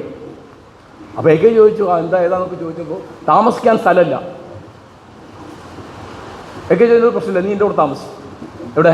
AKGയുടെ അദ്ദേഹത്തിന് പ്രതിപക്ഷ നേതാവാണ് AKG. നെഹ്റു ഭരിക്കുമ്പോൾ 18 പേരാണ് AKGയുടെ കൂടെ ഉള്ളത്, പക്ഷേ പ്രതിപക്ഷ നേതാവാണ്. കാരണം കോൺഗ്രസിൻ്റെ മഹാഭൂരിപക്ഷം നടക്കുന്ന സമയം. അപ്പം വലിയ തമാശ, രണ്ടാളും പാർലമെൻറ്റിലേക്ക് പോകും. AKG നെഹ്റുവിനെതിരായിട്ട് പ്രസംഗിക്കാൻ, VK മാധവൻകുട്ടി എന്തിനാണ് പോകുന്നത്? AKGക്ക് എതിരായിട്ട് റിപ്പോർട്ട് എഴുതാൻ. ഒരു വീട്ടിൽ നിന്നാണ് പോകുന്നത്. ഇന്ന് ഏത് CPMൻ്റെ നേതാവ് അങ്ങനെ ചെയ്യുന്ന ആലോചിക്കുക? ഏത് പത്രപ്രവർത്തകൻ അങ്ങനെ പോകുന്ന ആലോചിക്കുക? ഇതൊക്കെ നമ്മുടെ നാട്ടിലെ ജനാധിപത്യത്തിൻ്റെ കഥകൾ എന്ന് പറയുന്നത്. അതൊന്നും ഒരിക്കലും ഈ തരത്തിൽ വ്യക്തിപരമായി വിരോധം കാണിക്കാനോ വെറുക്കാനോ അറക്കാനോ ഒന്നുമുള്ള കാരണങ്ങളായിരുന്നില്ല. അഭിപ്രായ ഭേദങ്ങളൊക്കെ ഞാൻ പറഞ്ഞില്ലേ, ഗാന്ധി പറഞ്ഞിട്ട് കോൺഗ്രസ്സുകാർ കൂട്ടാക്കിയില്ല, അവർ നേതാജിക്ക് വോട്ട് ചെയ്തു. അങ്ങനെയാണ്. ഗാന്ധിയുടെ അഭിപ്രായം പറയും, നമ്മളെ അഭിപ്രായം പറയുന്നത്, അത്രയേ ഉള്ളൂ. അപ്പോൾ എന്നോട് പറഞ്ഞത്, നിങ്ങൾ എന്നെ ചോദ്യം ചെയ്യുന്ന, അപ്പോൾ അതിന് സമയം വേണമല്ലോ. അപ്പോൾ ഞാനൊരു 5 മിനിറ്റ് കൊണ്ട് ഈ സംഭാഷണം അവസാനിപ്പിക്കാമെന്ന് വിചാരിക്കുകയാണ്. നെഹ്റു ഇവിടെ ഒരു വലിയ മാതൃക സൃഷ്ടിക്കുന്നു. അത് വിദേശ നയമാണെങ്കിലും അദ്ദേഹം വിദ്യാഭ്യാസത്തിന് വളരെ പ്രാധാന്യം കൊടുത്തു, കൃഷിക്ക് പ്രാധാന്യം കൊടുത്തു, വൻകിട വ്യവസായങ്ങൾക്ക് പ്രാധാന്യം കൊടുത്തു, പ്ലാനിങ്ങിന് വളരെ പ്രാധാന്യം കൊടുത്തു. പിന്നെ എല്ലാ തരത്തിലുള്ള സമുദായ മൈത്രിക്ക് തന്നെ കൊണ്ടാവുന്ന എല്ലാ തരത്തിലുള്ള പിന്തുണയും കൊടുത്തു. കാരണം അദ്ദേഹത്തിന് മതവർഗീയതയുടെ ആവശ്യമില്ല. അതാണ് ഈ പൗരോഹിത്യത്തെ ഇന്ത്യക്ക് വന്നത്. എന്താണ്? രാഷ്ട്രീയക്കാർ മതം കളിക്കുക, മതക്കാർ രാഷ്ട്രീയം കളിക്കുക. ഇപ്പം നോക്കിയാൽ തിരിയില്ല, ഏതാണ് മതം, ഏതാണ് രാഷ്ട്രീയം, ഏതാണ് കച്ചവടം എന്ന് തിരിയാത്ത മട്ടിൽ മൂന്നും കൂടി ഒന്നായ ഒരു അവസ്ഥയാണ്. ബീഹാറിൽ എന്താ നടക്കുന്നത്? പൗരത്വ ഭേദഗതി നിയമത്തിലൂടെ എങ്ങനെയാണോ ഇന്ത്യൻ പൗരത്വത്തെ അട്ടിമറിക്കാൻ ഇന്നത്തെ BJP ഗവൺമെൻറ് ശ്രമിക്കുന്നത്, അതിൻ്റെ വേറെ ഒരു രൂപമാണ് ഈ വോട്ട് കൊള്ള, വോട്ട് തെഫ്റ്റ് എന്നാണ് ഇപ്പോൾ അതിന് ഇംഗ്ലീഷ് പ്രയോഗം. രാഹുൽ ഗാന്ധി, എനിക്ക് അത്ഭുതം തോന്നുക, അദ്ദേഹം ഇങ്ങനെയൊക്കെ പണിയെടുത്തിട്ട് രാഹുൽ ഗാന്ധി ചെയ്ത ഏറ്റവും പ്രധാനപ്പെട്ട രാഷ്ട്രീയ പ്രവർത്തനം അതാണെന്നാണ് ഞാൻ വിചാരിക്കുന്നത്. ഒരു പ്രയോജനവും ഉണ്ടായില്ല. ഇനി എന്താണ് അവിടെ നടന്നതെന്ന് എനിക്ക് അറിഞ്ഞൂടോ കേട്ടോ. അതിൻ്റെ വാർത്തകൾ വന്നിട്ടില്ല. ഏതൊക്കെ തരത്തിലാണ് അവിടെ അഴിമതി നടത്തിയത്, മാനിപ്പുലേഷൻ നടത്തിയെന്ന് അറിഞ്ഞൂടാ. ജവഹർലാൽ നെഹ്റുവിൻ്റെ ഇന്ത്യ എന്ന് പറയുന്നത് വേറെ ഒരു സാധനമായിരുന്നു. ഇന്ത്യക്കാരനാണ് എന്ന് പറയുന്നത് നിങ്ങൾക്ക് എപ്പോഴും അഭിമാനിക്കാവുന്ന ഒന്നായിരുന്നു. ജാതിയുടെയോ മതത്തിൻ്റെയോ ഭാഷയുടെയോ ലിംഗത്തിൻ്റെയോ പ്രദേശത്തിൻ്റെയോ ഭേദങ്ങളില്ലാതെ ഇന്ത്യ. അദ്ദേഹം വലിയ എഴുത്തുകാരനാണ്. അദ്ദേഹത്തിൻ്റെ മനോഹരമായൊരു സാഹിത്യ രചന തന്നെയാണ് അദ്ദേഹത്തിൻ്റെ ഒസ്യത്ത്. അതിൽ പറയുന്നുണ്ട്, ഞാനൊരു മതത്തിലും വിശ്വസിച്ചിരുന്നില്ല, എൻ്റെ മരണം കഴിഞ്ഞിട്ട് ഒരു തരത്തിലുള്ള മതാചാരവും നടപ്പാക്കരുത്. അത് നടപ്പായില്ലോ. എല്ലാ മതാചാരവും ചെയ്തു. അതിന് തന്നെ ഒരു ബ്രാഹ്മണൻ വന്നിട്ട് ചില ആചാരങ്ങൾ ചെയ്തിട്ടാണ് അദ്ദേഹത്തിൻ്റെ ശവം എടുക്കുന്നത്. അദ്ദേഹം പറഞ്ഞു, ഇത് കത്തിച്ച് കളഞ്ഞിട്ട് എൻ്റെ ചാരം കുറച്ച് ഗംഗയിൽ ഒഴുക്കണം, ബാക്കി ഇവിടുത്തെ പാടങ്ങളിൽ വിതരണം ചെയ്യണം. അപ്പോൾ കൃഷിക്കാരും അധ്വാനിക്കുന്നവരും ജീവിക്കുന്ന ഭൂമിയിൽ എനിക്ക് ലയിച്ചു ചേരണം. ഗംഗയെപ്പറ്റി പറയുമ്പോൾ അതിമനോഹരമായിട്ട് എന്നെ വർണ്ണിക്കും. എങ്ങനെയാണ് ഭൂതകാലത്തിൽ നിന്ന് ഉറന്ന് വർത്തമാനകാലത്തിലൂടെ ഭാവിയിലേക്ക് പ്രവഹിക്കുന്ന ഒരു വലിയ പ്രതീകമായിട്ട് അദ്ദേഹം അവതരിപ്പിക്കും. അങ്ങനെ ഒരു കഥയുണ്ട്. നെഹ്റു ഇന്ത്യൻ പ്രധാനമന്ത്രി ആയിരുന്നില്ലെങ്കിൽ കാംബ്രിഡ്ജിലോ ഓക്സ്ഫോർഡിലോ പ്രൊഫസറാകുമായിരുന്നു. അദ്ദേഹം കാംബ്രിഡ്ജിലാണ് പഠിച്ചത്. അപ്പോൾ ലോക നേതാക്കളുടെ മുഴുവൻ സുഹൃത്തായിരുന്നു. ഉദാഹരണമാണ് ജമാൽ അബ്ദുൽ നാസർ, അദ്ദേഹത്തിൻ്റെ പ്രിയ സുഹൃത്തായിരുന്നു. പിന്നെ വലിയ എഴുത്തുകാരുടെ വളരെ അടുത്ത സുഹൃത്തായിരുന്നു. പിന്നെ നെഹ്റുവിൻ്റെ ജനാധിപത്യ ബോധത്തിൻ്റെ ഒരു ഉദാഹരണം ഞാൻ പറയാം. ഇറ്റലിയിൽ അദ്ദേഹം കമലാ നെഹ്റുവിൻ്റെ ചികിത്സയ്ക്ക് വേണ്ടി ചെന്നു. അപ്പോൾ നെഹ്റു അവിടെ ഉണ്ട് എന്നറിഞ്ഞിട്ട് മുസോളിനി, അദ്ദേഹം 1922 അധികാരത്തിൽ വന്ന ഒരു ഏകാധിപതിയാണ്, ഫാസിസ്റ്റാണ് അദ്ദേഹം. ഫാസിസത്തിൻ്റെ സ്ഥാപകൻ എന്ന് പറയുന്നത് മുസോളിനിയാണ്. മുസോളിനി അദ്ദേഹത്തെ കാണാൻ താല്പര്യം കാണിച്ചു. നെഹ്റു പറഞ്ഞു, ഞാൻ ഫാസിസ്റ്റുകളെ കാണുകയില്ല. അദ്ദേഹം കണ്ടില്ല. 1945 ജനങ്ങൾ തല്ലിക്കൊന്നതാണ് മുസോളിനിയെ. രണ്ടാം ലോകയുദ്ധത്തിൽ ഇവരൊക്കെ ഒന്നിച്ച് തോൽക്കും. ഹിറ്റ്ലർ തോറ്റിട്ട് ആത്മഹത്യ ചെയ്തു. മുസോളിനി ജനങ്ങൾ തല്ലിക്കൊന്നു 1945. അപ്പോൾ ആ തരത്തിൽ എല്ലാ തരത്തിലുള്ള ഏകാധിപത്യത്തോടും സർവാധിപത്യത്തോടും അങ്ങേയറ്റത്തെ നിസ്സഹകരണം, അകലം പാലിച്ച ഒരാളാണ് നെഹ്റു. പിന്നെ അദ്ദേഹം ദേഷ്യം പിടിക്കും, പക്ഷേ അദ്ദേഹത്തോട് എതിര് പറയാം. ഒരു ചെറിയൊരു കാര്യം, അദ്ദേഹം പുതിയൊരു സ്റ്റാമ്പ് വാങ്ങാൻ അദ്ദേഹത്തിൻ്റെ വീട്ടിലെ വേലക്കാരനെ ഏൽപ്പിച്ചത്. അവർ രാവിലെ പോകുമ്പോൾ പറഞ്ഞ് ഈ സ്റ്റാമ്പ് നീ വാങ്ങി വെക്കണം. വൈകുന്നേരം അദ്ദേഹം ഓഫീസിൽ നിന്ന് രാത്രി അത്താഴം കഴിക്കാൻ നേരത്തെ ചോദിച്ചോ വാങ്ങി വെച്ചോ. അപ്പോൾ പറഞ്ഞു മറന്നുപോയി എന്ന് പറഞ്ഞു. അപ്പോൾ സാധാരണഗതിയിൽ അപ്പോൾ നെഹ്റു പറഞ്ഞു സാരമില്ല. സാധാരണ നെഹ്റു ദേഷ്യപ്പെട്ടു സാരമില്ലെന്ന് പറഞ്ഞു, ഞാൻ വാങ്ങിച്ചോളാം എന്ന് പറഞ്ഞു. പിറ്റേന്ന് അദ്ദേഹം ഓഫീസിലേക്ക് പോകുമ്പോൾ കാർ എത്തി പോസ്റ്റ് ഓഫീസിൽ ചെന്നിട്ട് പ്രധാനമന്ത്രി സ്റ്റാമ്പ് വാങ്ങി കളക്ഷന് വേണ്ടിയിട്ട്. അപ്പോൾ ഒരു പ്രധാനമന്ത്രി ഒരു പോസ്റ്റ് ഓഫീസിൽ ചെന്നിട്ട് 10 സ്റ്റാമ്പ് വാങ്ങുക എന്നുള്ളത് സാധാരണയിൽ ആലോചിക്കാൻ കഴിയില്ല. ഇന്നിപ്പോൾ ഇവിടുത്തെ ഒരു MLA ചെയ്യും, ആലോചിച്ചാൽ മതി, പഞ്ചായത്ത് പ്രസിഡന്റ് ചെയ്യും. ഇപ്പം ഇവിടെ ഗോവിന്ദ മാഷ് പറഞ്ഞ അനുസരിച്ചാണെങ്കിൽ ന്യൂയോർക്ക് മേയർ ജൊഹ്റാൻ മംദാനിക്ക് പോലും പ്രചോദനമായി തീർന്ന നിങ്ങളുടെ ഇവിടുത്തെ മേയർ ആര്യ രാജേന്ദ്രൻ, അവരൊരു ബസ്സിൽ ഒരു പ്രശ്നം ഉണ്ടായി. അവർക്ക് ഫോൺ ചെയ്ത് പറഞ്ഞാൽ മതി, അവർക്ക് പോലീസിനെ വിളിക്കാം. അവരുടെ കൂടെ അവരുടെ ഭർത്താവ് MLA ഉണ്ട്. ഫോൺ ചെയ്ത് പറഞ്ഞാൽ പോലീസ് തീർത്തോളൂ. അവരെന്താ ചെയ്തത്, അവിടെ കൊണ്ടുപോയി കാറ് നിർത്തിയിട്ട് അവിടെ കയറി പ്രകടനം കാണിക്കുകയാണ്. പിന്നെ കുറച്ച് കഴിഞ്ഞ് നോക്കുമ്പോൾ എന്താണ്, അതിൻ്റെ മെമ്മറി കാർഡ് കാണാനില്ല. കാരണം ബസ്സിനകത്തെ CCTV ദൃശ്യങ്ങളൊന്നും കാണാനില്ല. ഇതാണ് നമ്മുടെ ജനാധിപത്യം ഇപ്പോൾ. അപ്പോൾ ഇത് ഒരു നെഹ്റു ആവർത്തിക്കുന്ന മാതിരി ഇതൊരു സംസ്കാരമാണ്, ഇത് നമ്മുടെ സ്വഭാവമാണ്. ഇത് നമ്മളൊരു രാഷ്ട്രഘടനയിൽ മാത്രം പോരാ. അദ്ദേഹം ചോദിക്കുന്നുണ്ട്, നിങ്ങളുടെ വീട്ടിലെങ്ങനെയാണ്, നിങ്ങളുടെ സഹപ്രവർത്തകരോട് എങ്ങനെയാണ്, അയൽക്കാരോട് എങ്ങനെയാണ്? നിങ്ങൾക്ക് ജനാധിപത്യം ഇന്ത്യയിൽ ഇത് മനസ്സിലാവില്ല. എന്താ കാരണം എന്നറിയും? ഇന്ത്യയിൽ ഇത് മനസ്സിലാകാൻ വളരെ പ്രയാസമാണ്. കാരണം ഇന്ത്യയിൽ ഉണ്ടായിരുന്നത് മതമല്ല, ജാതിയാണ്. വലിയ വ്യത്യാസം അത്. മതം എന്ന് പറഞ്ഞുണ്ടാവുന്നത് ബുദ്ധനോ മഹാവീരനോ ഒക്കെ ബുദ്ധമതവും ജൈനമതവും സ്ഥാപിക്കുമ്പോഴാണ്. മതമില്ല, ജാതിയുണ്ട്. പിന്നെ എന്തുണ്ട്? പിന്നെ ഫിലോസഫി ഉണ്ട്, സാഹിത്യമുണ്ട്, ഒക്കെ ഉണ്ട്. മറ്റതില്ല. അപ്പം ദൈവം ഒന്നും ഇവിടെ ഒരു വിഷയമല്ല. ഇന്ത്യയിൽ ഇപ്പം ഞാൻ ഒരു ഉദാഹരണം പറയാം. രാമായണത്തിൽ അച്ഛൻ്റെ സത്യം പാലിക്കാൻ വേണ്ടി വനവാസത്തിന് പോയ രാമനെ തിരിച്ചു കൊണ്ടുവരാൻ വേണ്ടി ഭരതൻ അവിടെ ചെല്ലും, കാട്ടിൽ ചെന്നപ്പോൾ ഭരതനോട് രാമൻ ചോദിക്കുന്ന പല വിശേഷങ്ങളിലൊന്ന്, നീ അവിടുത്തെ ചാർവാകന്മാരെ സംരക്ഷിക്കുന്നില്ലേ എന്ന്. ആരാ ചാർവാകന്മാർ? ദൈവത്തിനും മതത്തിനും എതിരുള്ള ആളുകൾ, പ്രസംഗകന്മാർ, പ്രബോധകന്മാർ, താർക്കികന്മാർ. അങ്ങനെ മാനിച്ചു പോരുന്നില്ലല്ലേ ഈ ചാർവാക വിപ്രന്മാരെ എന്ന് ഉള്ളതുകൊണ്ട് പരിഭാഷ ഞാൻ പറഞ്ഞു. ആരാ ചോദിക്കുന്നത്? ഇത് ദൈവത്തിൻ്റെ അവതാരം എന്ന് ഇവർ പറയുന്ന ആളായി ചോദിക്കുന്നത്. രാമൻ ചോദിക്കുകയാണ്, നീ ചാർവാക വിപ്രന്മാരെ പരിരക്ഷിക്കുന്നില്ല. ഇതാണ് ജനാധിപത്യം. പക്ഷെ ഇതേ രാമൻ തപസ് ചെയ്ത എന്നുള്ള കുറ്റത്തിൻ്റെ പേരിൽ ശൂദ്രനായ ശംഭൂകനെ കഴുത്തറുത്ത് കൊല്ലും. എന്നിട്ടോ വാൽമീകി മഹർഷി അദ്ദേഹത്തിൻ്റെ കാവ്യത്തിൻ്റെ തുടക്കത്തിൽ കുരരിപ്പടകളിലൊന്നിനെ അമ്പെയ്തതിന് കാട്ടാളനെ ശപിക്കും, പറയും മാ നിഷാദ കാട്ടാള അരുതേ. പക്ഷേ ഇതേ വാൽമീകി മഹർഷി ഇതേ രാമായണത്തിൽ ശംഭുകനെ കൊന്നതിന് രാമനെ അനുമോദിക്കുന്നുണ്ട്. എങ്ങനെയുണ്ട്? ഇപ്പം ദൈവം ഒരു വിഷയമല്ല, ജാതി ഒരു വിഷയം. ദൈവം വേണേൽ വേണ്ടെന്ന് വയ്ക്കാം, ജാതി വേണ്ടെന്ന് വയ്ക്കാൻ പറ്റില്ല. അപ്പോൾ ഇപ്പോൾ ഒരു സിദ്ധാന്തമുണ്ട്. എന്താണ്? ഞാൻ ഈ ഹിന്ദു രാഷ്ട്രവാദികളോടും ഇസ്ലാമിക രാഷ്ട്രവാദികളോടും നിരന്തരം ചോദിക്കുന്ന ഒരു ചോദ്യം, നിങ്ങൾ ഏത് മതത്തിൻ്റെ കണക്കിലാണ് ഡെമോക്രസി വഴി നിങ്ങൾക്ക് അധികാരത്തിൽ വരണമെന്ന് പറയുന്നത്? രാമൻ രാജാവായത് തെരഞ്ഞെടുപ്പിലാണ് അല്ലല്ലോ. അയോധ്യയിലെ കോസല രാജ്യത്തെ മഹാരാജാവ് ദശരഥൻ്റെ മൂത്ത പുത്രനായതുകൊണ്ടാണ് രാമൻ രാജാവായത്, അല്ലാതെ തെരഞ്ഞെടുത്തല്ല.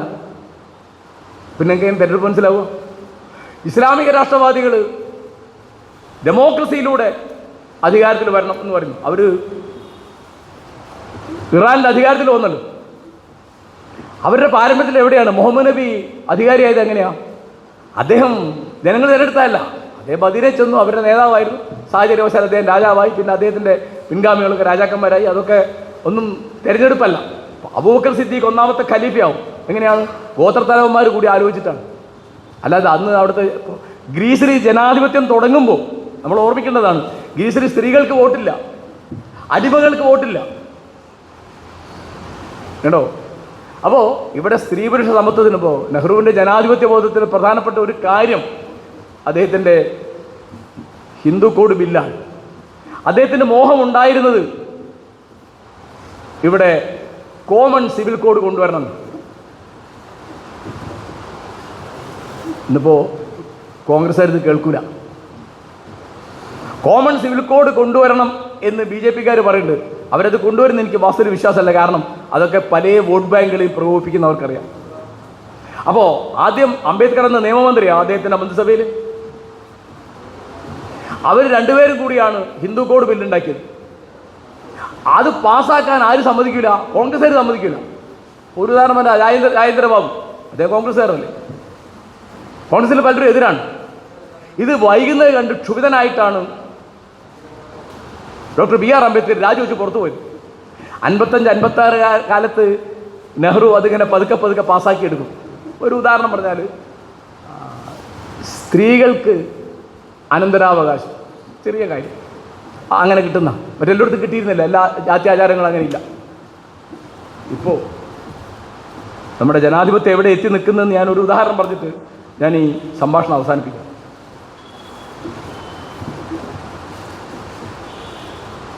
1829 വില്യം ബെൻഡിങ്ങിൻ്റെ കാലത്ത്, ഇന്ത്യയിൽ ബ്രിട്ടീഷുകാരുടെ കാലത്ത് നിരോധിച്ച സാധനമാണ് സതി. ഉറപ്പല്ലേ? അപ്പം ഞാൻ നിങ്ങളോട് ചോദിക്കുന്നു, ഇപ്പോൾ ലോക്സഭയിൽ ഏതെങ്കിലും ഒരു മെമ്പർ, പ്രത്യേകിച്ച് BJP-യുടെ ഒരു മെമ്പർ ഒരു ബില്ല് കൊണ്ടുവരുന്നു, സ്വകാര്യ ബില്ല് കൊണ്ടുവരുന്നു, സതി അനുഷ്ഠിക്കാൻ താല്പര്യമുള്ള സ്ത്രീകൾക്ക് സതി അനുഷ്ഠിക്കാൻ സ്വാതന്ത്ര്യം വേണം. ആ ബില്ല് പാസ്സാവുമല്ലേ? പാസ്സാവൂ? പാസ്സാവും എന്ന് പറഞ്ഞാൽ നിങ്ങളുടെ ജനാധിപത്യം എത്ര സ്പീഡിലാണ് റിവേഴ്സ് ഗിയറിൽ ഓടുന്നതെന്നാണ് കാണിക്കുന്നത്. റിവേഴ്സ് ഗിയറാണ്. അപ്പോൾ അപ്പോൾ ഞാൻ ഉദാഹരണം പറയാം. ലോക്കൽ പോലീസിൽ തിരഞ്ഞെടുപ്പ് വരാൻ പോകില്ല. ഉമ്മൻചാണ്ടിയുടെ ജീവിതത്തിൽ വളരെ പ്രധാനപ്പെട്ടത് എന്ന് ഞാൻ വിചാരിക്കുന്ന ഒരു സാധനം 2015 ഇവിടെ വന്ന ട്രാൻസ്ജെൻഡർ പോളിസിയാണ്. അന്ന് സാമൂഹ്യക്ഷേമ വകുപ്പ് മന്ത്രി മുനീറ എന്താണ് അതിൽ പറഞ്ഞത്? വിദ്യ അഭ്യസിക്കാനും ജോലി നേടാനും ഇലക്ഷനിൽ മത്സരിക്കാനും മറ്റെല്ലാ ആണുങ്ങൾക്കും പെണ്ണുങ്ങൾക്കുള്ള എല്ലാ അവകാശങ്ങളും ട്രാൻസ്ജെൻഡറുകൾക്ക് ഉണ്ട് എന്നാണ്. ഇന്ത്യയിലെ ആദ്യത്തെ ട്രാൻസ്ജെൻഡർ പോളിസി കേരളത്തിലാണ്. നമ്മൾ ഉമ്മൻചാണ്ടിയുടെ യോഗ്യത പറയുമ്പോൾ അത് പറയാറില്ല.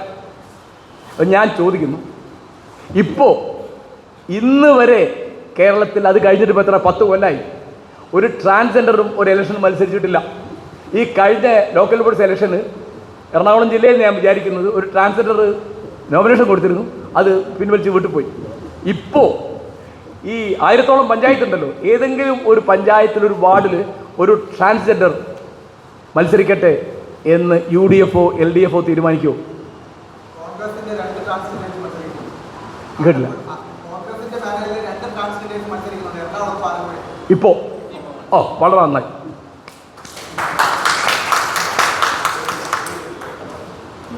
അപ്പോൾ ഇതാണ് ജനാധിപത്യത്തിൻ്റെ രീതി എന്ന് പറയുന്നത്. കാരണം നമ്മളെപ്പോലെ മനുഷ്യരാണ് അവർ. സാഹചര്യവശാൽ ഇങ്ങനെയൊക്കെ ആയി. അപ്പോൾ ഇനിയിപ്പം അത് ജയിക്കുകയും കൂടി ചെയ്താൽ തീർച്ചയായിട്ടും കോൺഗ്രസിന് അത് വലിയൊരു കാര്യമായിരിക്കും. അപ്പോൾ അങ്ങനെ ഈ പൗരാവകാശങ്ങളുടെ കൂടെ, അതാണ് നെഹ്റു പറയുന്നത്, കണ്ണീരും സഹനവും നിലനിൽക്കുന്ന കാലത്തോളം ഇവിടുത്തെ കേട്ടോ, ഈ പ്രകൃതിയുടെ ഏതളവിലുള്ള ആരാധകനാണ് നെഹ്റു എന്നുള്ളതിന് ഞാൻ ഒരു ഉദാഹരണം പറയാം. അദ്ദേഹം ആത്മഹത്യയിൽ ചോദിക്കുകയാണ്, ഞാനൊരു നായ കുരയ്ക്കുന്നത് കേട്ടിട്ട് 7 മാസമായല്ലോ. നമുക്കാർക്ക് അങ്ങനെ ഒരു പ്രശ്നം വരൂ? ജയിലിൽ പോയതിനെ പറ്റിയല്ല, അദ്ദേഹം ജയിലിൽ കിടക്കുന്നു. ജയിലിൽ കിടന്നുകൊണ്ട് ഗാന്ധി നെഹ്റു ഒക്കെ ജയിലിൽ കിടന്നുകൊണ്ട് വലിയൊരു സൗകര്യം ഉണ്ടായത് ധാരാളം പുസ്തകങ്ങളുണ്ടായി. അവർ ധാരാളം വായിച്ചു, ധാരാളം എഴുതി. അപ്പോൾ ആത്മകഥയിൽ നെഹ്റുവിൻ്റെ പ്രധാനപ്പെട്ട ഒരു ദുഃഖം, ഞാനൊരു നായ കുരയ്ക്കുന്നത് കേട്ടിട്ട് 7 മാസമായല്ലോ എന്ന്. അദ്ദേഹം നേരം പോക്കുന്ന ഒരു കാര്യം അവിടുത്തെ ചെറിയ ജീവികളോടും അണ്ണാനോടും പഴുതാരോടും ഒക്കെ സംസാരിച്ചിട്ടാണ് ആത്മകഥ കാണാം. അപ്പം അങ്ങനെ പ്രകൃതിയോടും ജീവജാലങ്ങളോടും മനുഷ്യരോടും ജാതിമതഭേദമില്ലാതെ ലിംഗഭേദമില്ലാതെ ആളുകളെ, ലോകത്തെങ്ങും ഉള്ള മനുഷ്യരുടെ എല്ലാതരം സങ്കടങ്ങളിലും അവരോട് തന്മയീഭവിച്ച്, അതാണ് എമ്പതി എന്ന് പറയും ഇംഗ്ലീഷിൽ, അതിലൊരാളായിട്ട്.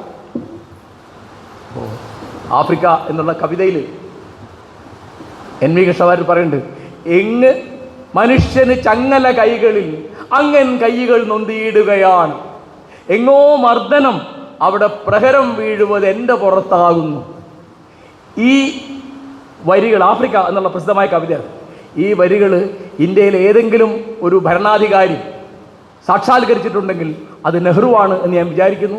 അദ്ദേഹത്തിൻ്റെ ഈ ജന്മദിനത്തിൽ ഞാൻ ആ മഹത്തായ സ്മരണയെ അഭിവാദ്യം ചെയ്യുന്നു. ഈ പരിപാടിക്ക് എന്നെ ക്ഷണിച്ചതിന് സംഘാടകർക്ക് നന്ദി. ഈ സംഭാഷണം കേൾക്കാൻ വേണ്ടി വന്ന നിങ്ങൾക്കും നന്ദി.